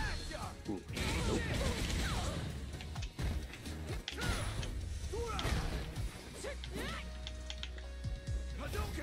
Oh, he got me. That's it. It's over. It's over. He's IMAX Sturges coming to a theater near you. I don't need to project, homie. Like, I like vagina. I don't need to project. I don't swing that way. So why do and you you're being very heterophobic? So you can get timed out now. Oh, there it goes. It begins now. Ha. Like, get out of my chat, dude. Ha! Oh, see, I knew eventually. Like, he was what trying to is pretend like he anything you didn't say mind after at Street Fighter first. 6? Nothing. Almost nothing, bro. Get out of here. Wah! Bye, Sturges. You fat fuck. You fat fuck. Heterophobic. Don't be heterophobic. That's probably a word he learned from, you know, Eric July or one of the people Eric July collaborates with. That really sounds like some lingo that they would use. Heterophobic, bud. You're heterophobic, bud. Can you believe that shit? Essentially, bud. Essentially. Essentially, bud. You're trying to essentially be essentially essential, bud. I'm going to play my own game. Just for fun. Let me put myself on screen here. There we go.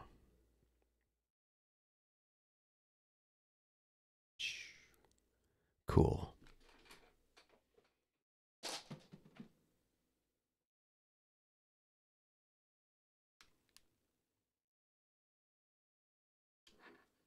It's like the one guy, we called him the Fat Rhino. He called Billy fat one time. And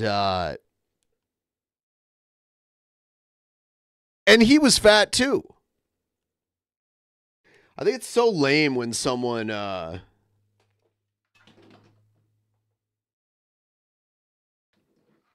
think it's so lame when someone's fat and then they give someone else shit about being fat. That's so dumb. Let's pull this up. All right. We got... All right.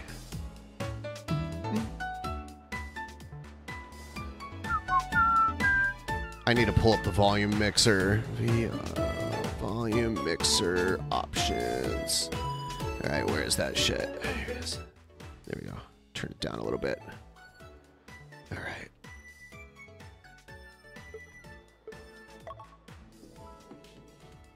All right, I'm going to play a game of bowling. They're matching me up with people right now. I wish I had a wireless mic right now and headphones.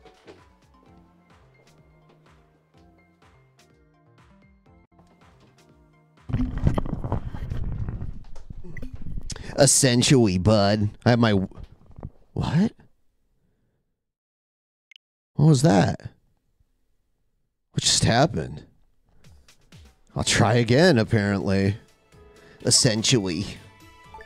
I have my weights on the floor here, so I'm going to move them.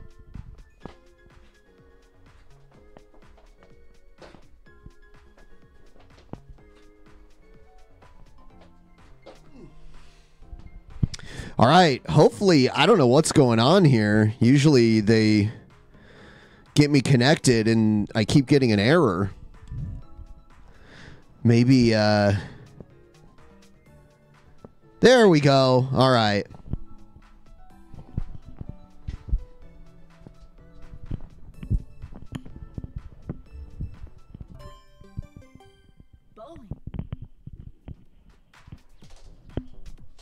Essentially, bud. Essentially, bud. Are you guys ready? I'm going up head-to-head against 16 other players, and we'll see what happens here. I'm fat. I'm so fat. I so fat. Me so fat. I have the contrast up really high. I can tell my shirt is just super red. Way more red than it actually is. So who am I going to take on here?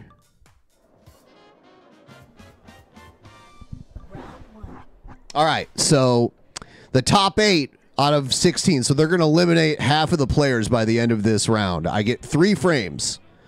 So I just got to stay in the top 8 here. All right, here we go. Whoa, it's trick bowling. I didn't know it was the trick bowling shit. I didn't think I was doing that. Okay, well, I'll try it out. Strike! There we go. Yeah! See, like, my stomach, like, I got a little bit of flab, like, right here, but my stomach used to be, like, a big bubble, and it's not anymore. All right, so, 2 other people got a strike. I like how I have this set up here where I can do this, you know? Come on, hurry up and bowl, everybody. God, you're so slow. Yes. Thank you, by the way. Thank you for being so nice, everybody. And if you want to send in donos, I'll be able to hear it here. Okay, are you guys done yet? Holy shit, that took forever. I just got a strike really quick, and I waited forever for everyone to finish. And there's a timer too. They're just taking their sweet time. Oh my God, there's an obstacle in the middle. God. All right. Let's see here. All right. 12, 11, 10, 9, 8. Oh no. That was terrible. I got 1. That was terrible. I don't really like this trick bowling shit. All right, I think I got it this time, though. Get it! Get it! Ah, that was a bad frame. That was a very bad frame. Yeah, I know. I thought I did regular bowling. I didn't realize I was in the trick bowling, but that's fine. I've done it before fairly well, but that frame was terrible. Now I'm barely holding on to the top 8.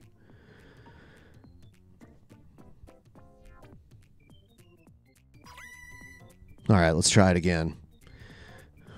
What's it going to be this time? So I think oh no, this is my last try to stay in the top 8. Oh shit. Okay. All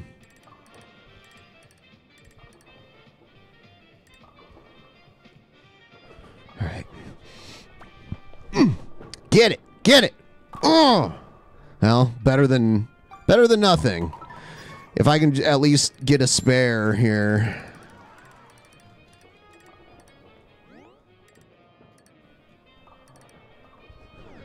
All right. Get it.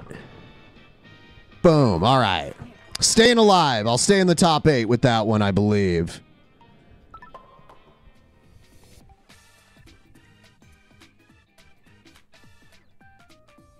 Oh no, I'm not. I fell out of the top 8. I'm not going to even...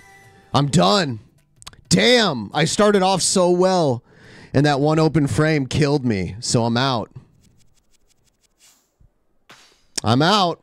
This is the first time I've ever had a round 1 loss. This always happens when I stream. I do bad. Hold on, I need to turn up this mic a little bit.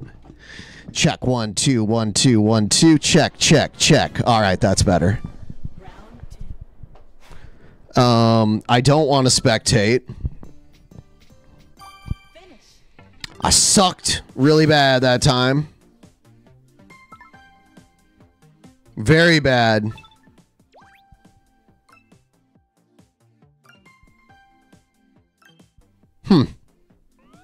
Wow. I'm surprised it even did anything right there.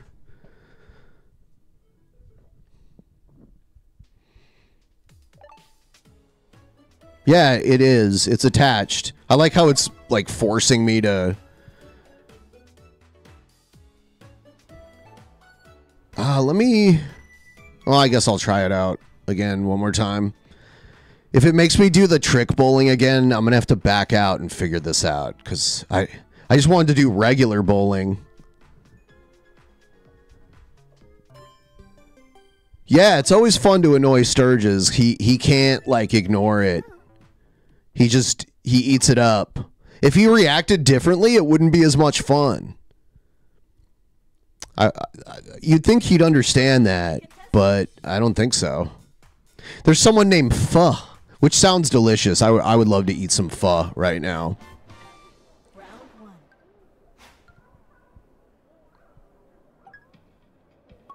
Okay, this is straight bowling. This is what I wanted. All right. Get it. Boom. Oh, I thought I was going to get a strike. All right.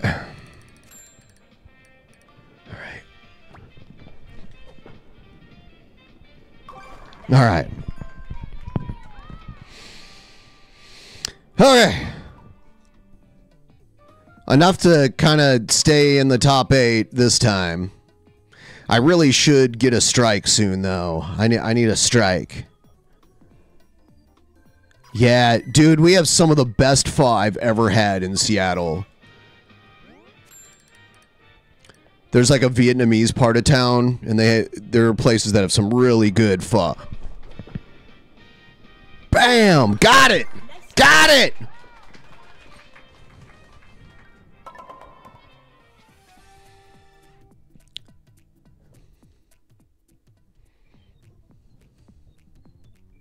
Poo-poo platter.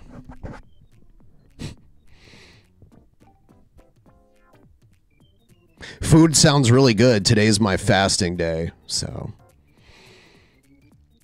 when I wake up tomorrow, I'll be chomping on all kinds of food.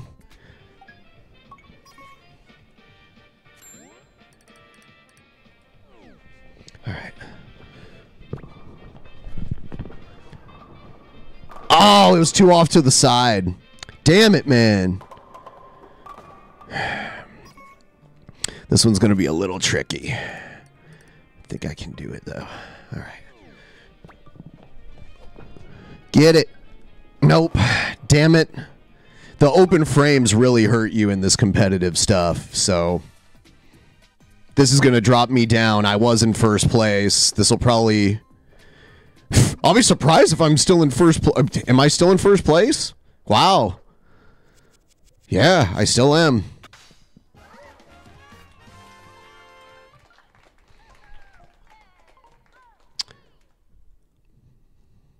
Yeah, there's a place in Seattle called Phobac, Phobac, and it's in like the Vietnamese part of town.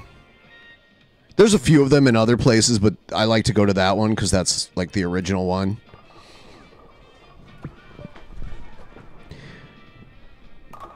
Yes! Take that! Take that, motherfucker!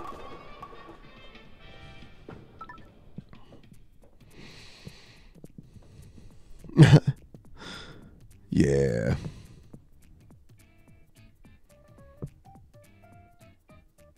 Yeah, that open frame really killed me. And I've moved down in the rankings.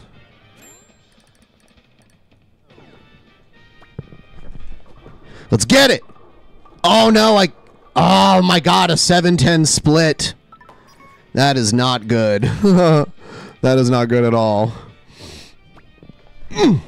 Get it. Now. Another open frame. Knocking me down in the rankings.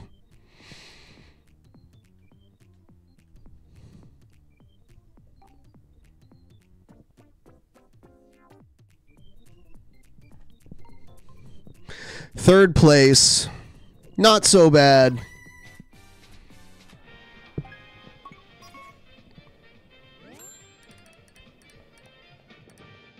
I like how Sturgis lies as it, like saying he's looks different than he did a year ago. It just strikes me as very dishonest. Yeah, that was me from a year ago. That was me from a year ago, bud. I look different now. Oh yeah?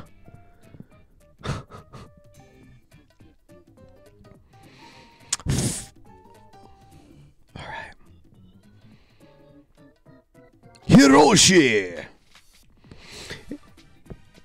Got to go on to that next level here. Round 2, staying alive.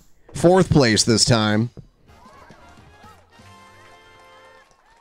Now I'm in the semifinals. Gotta do something good here, though. You know, gotta make it happen here. Gotta move in with another strike. Oh, God, that one. Oh, God, that's so frustrating.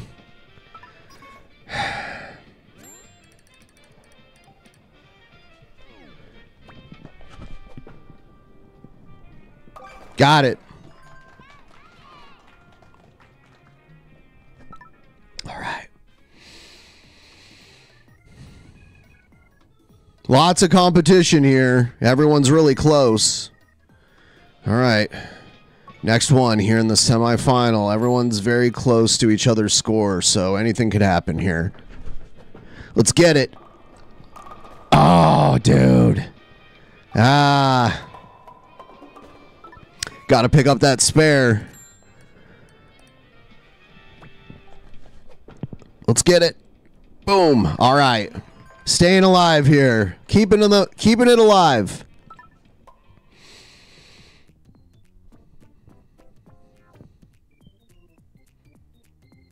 We're going to do it again.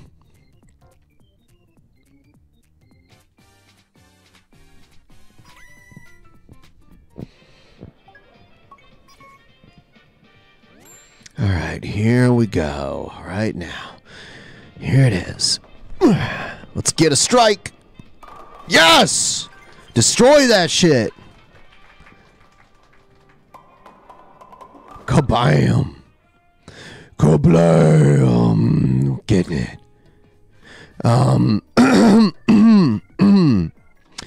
Yeah, so now we're going to try to get the next strike. Let's keep the strikes going right now.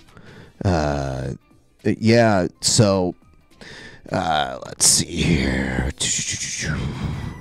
All lanes done. Semifinals results. I think I'm in first place. Yeah, I actually am. I'm in first place. I'm in the finals, the final 3. We're going to go head to head right now. Or no, this is the semifinals, right? I don't think, or is it the final? Yes, it is the finals. Okay. Play hard to the very end. All right. All right. Here we go. Get it. Yes. Ooh. I reorganized my clothing today.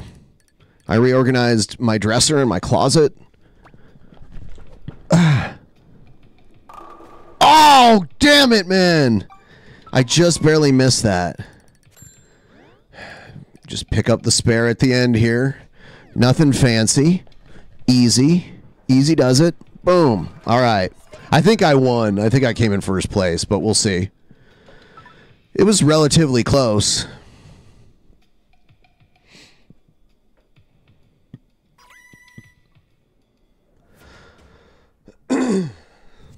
First place. I got under 200 though, which sucks.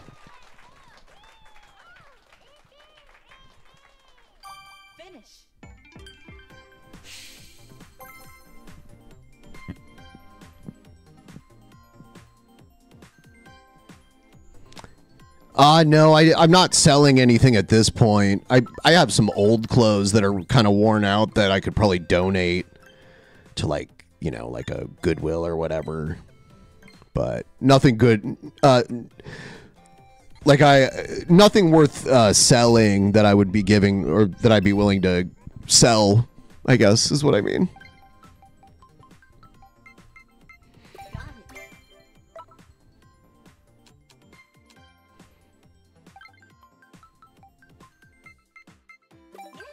I don't even know what this shit is. I think you can like customize your characters with this.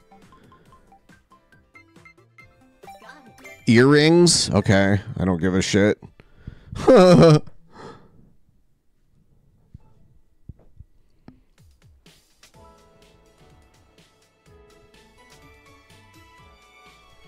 Autograph the tees?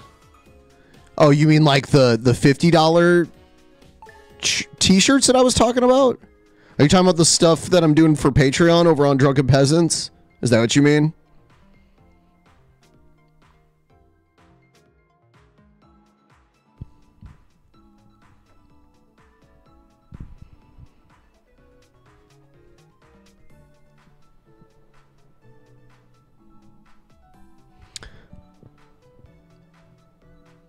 We're almost at 50% of the goal. 46.92%. Who's going to take us to 50%?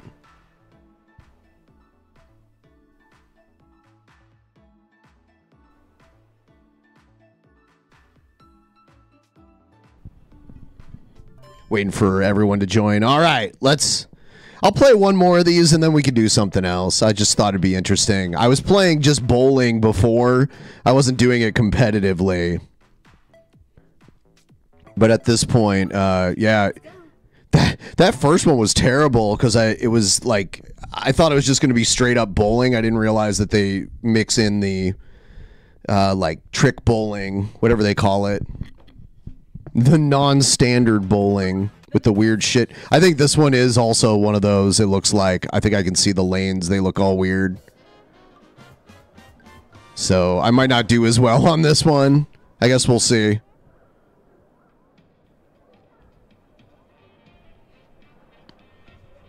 See what they throw at me this time. Yep. The bastards.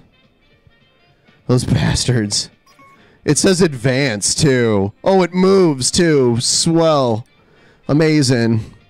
All right.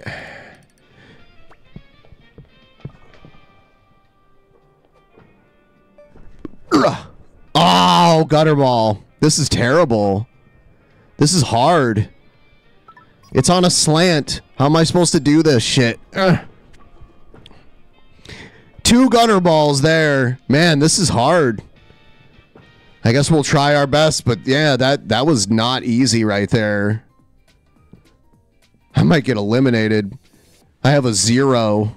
Anyone that got at least 1 pin is going to rank higher than me. That's terrible. Yeah, all right, let's see here. Come on, people, get your fucking...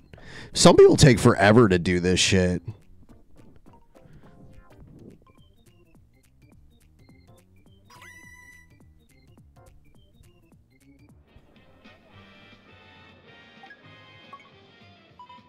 Okay, this one's a little more reasonable.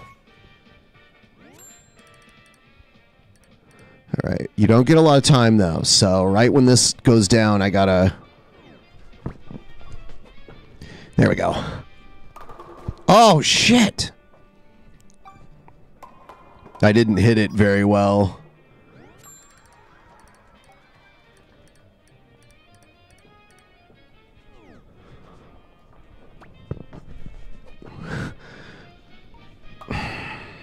Terrible. I'm in last place. Some people got a strike on that. Yeah, I'm going to get eliminated here in the first round. I don't think I'm going to make it very far here. Sometimes I do good on these, but man, this time, not at all.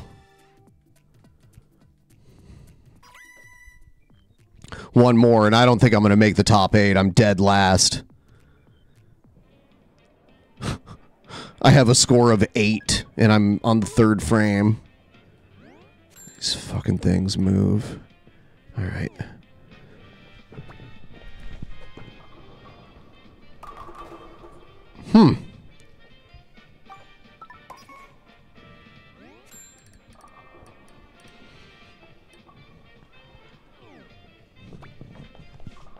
What the fuck?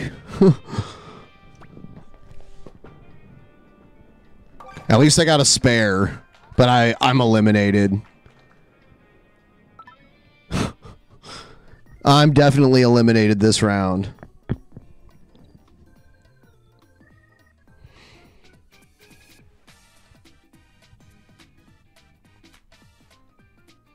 All right.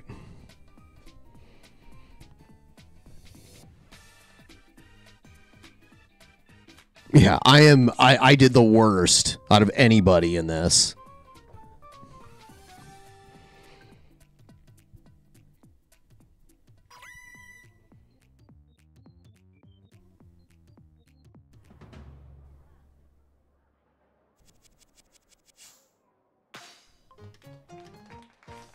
It's like, you suck. You suck. And then they like keep you around to spectate. I'm not doing that. I'm done. I'm out of here. Losers. Actually, I'm the loser. I got a score of 18. I only bowled 3 frames with it. Terrible, terrible, terrible. I'm going to do another one because that one was so bad.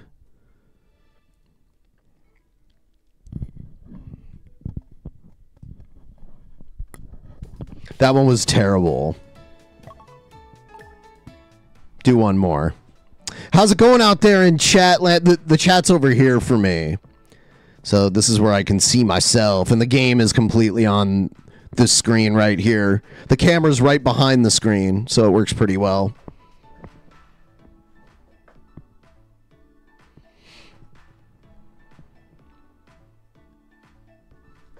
And I wear, even though it's winter, I wear shorts and a t-shirt because this room, it gets really warm with all the electronic equipment in here. And then if it's one of those instances where I get a bunch of people in here too, it gets very warm in here very quickly. Oh.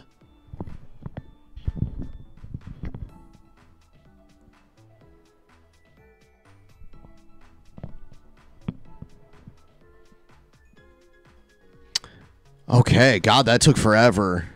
We got a full team here now. Bowling. Let's go.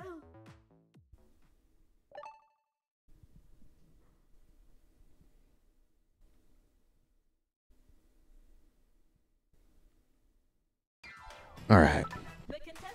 Here we go.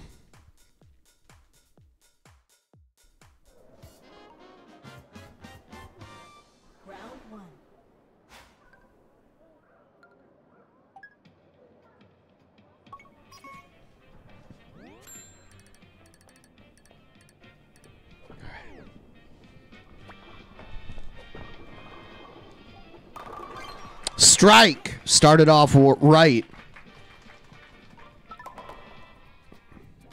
Now I gotta wait for all these slow asses to get their shots in. I'm gonna do a Jared Belly.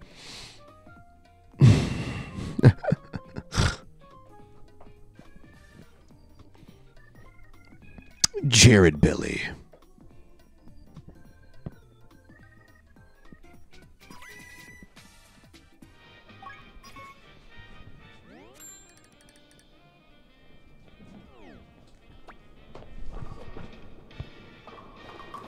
Ah!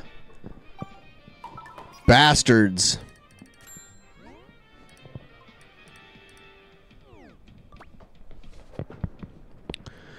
Bam.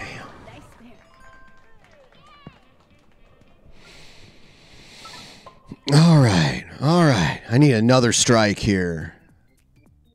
I need another strike. Let's do this.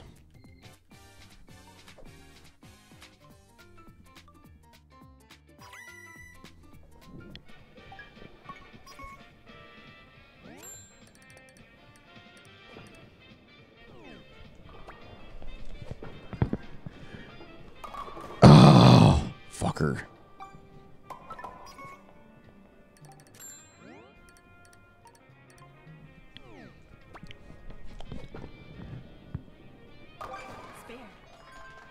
Spare. Tom, the person in first place, I think, has gotten a strike every time.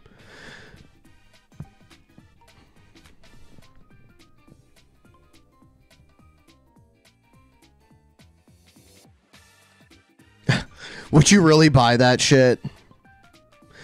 Well, I'll tell you what. If you, I mean, I'm getting your shirt size and everything from you before I send it. So, if you want it autographed, I can autograph it. I can autograph the sticker, whatever you want.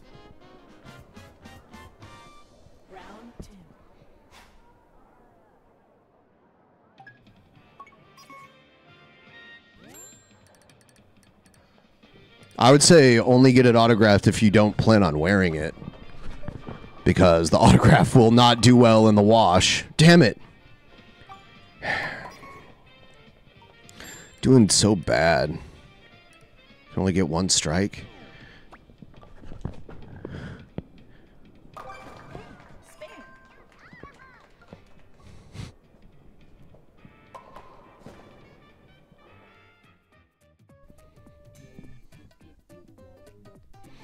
Shit, man.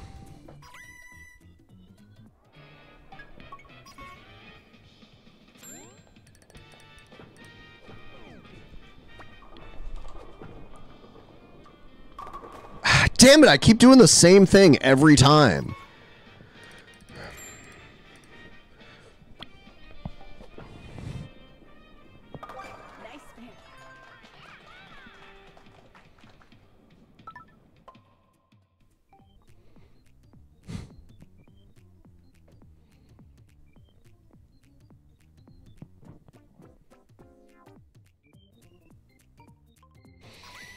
God damn it.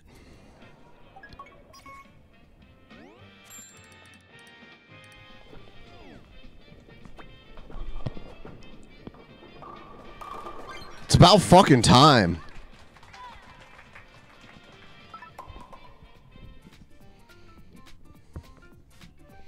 All right.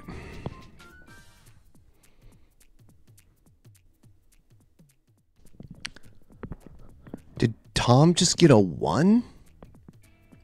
They were getting like all these strikes at the very beginning, and now they got a 1 this frame? Okay, they got a 7.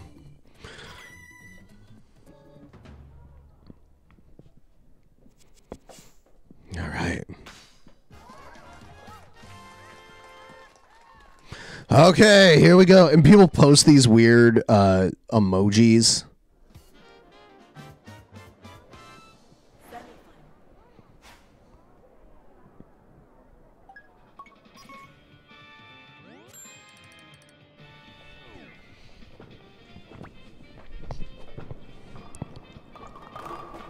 There we go. 2 in a row.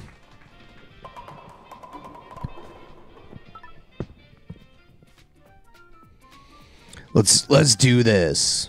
Let's destroy these clowns.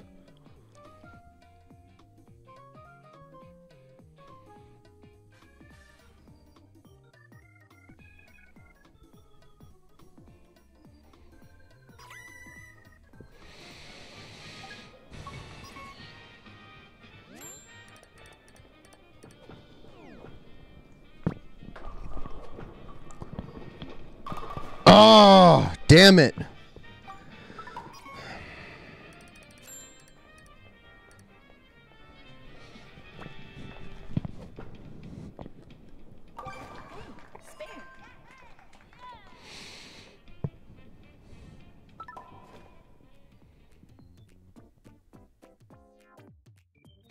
I need another strike here to finish off this round.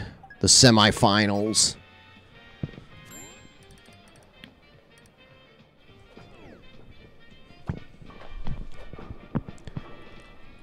There we go. So we're going in to the final. We got a strike in the bank there. We got 3 more tries. 3 more attempts. Yeah, I don't see these standings changing. The bottom 2 are getting eliminated.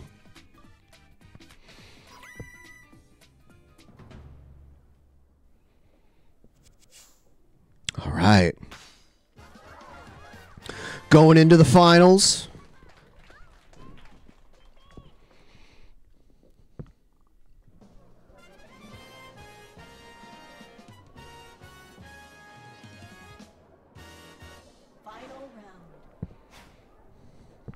All right.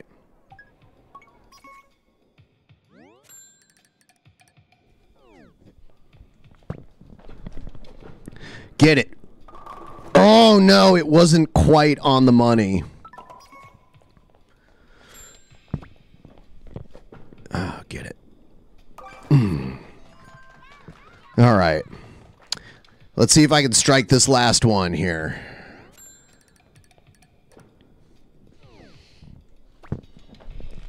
Get it. Oh, I got robbed. I got robbed. Shitheads. Did I come in first? Probably second place. No. No, I actually came out on first. Wow.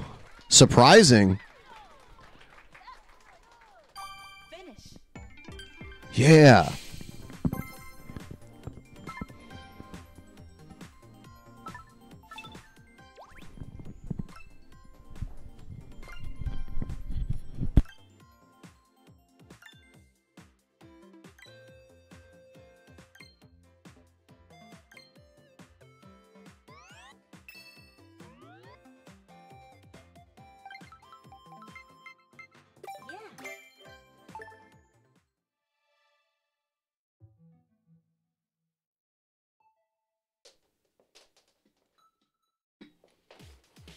Oh my God.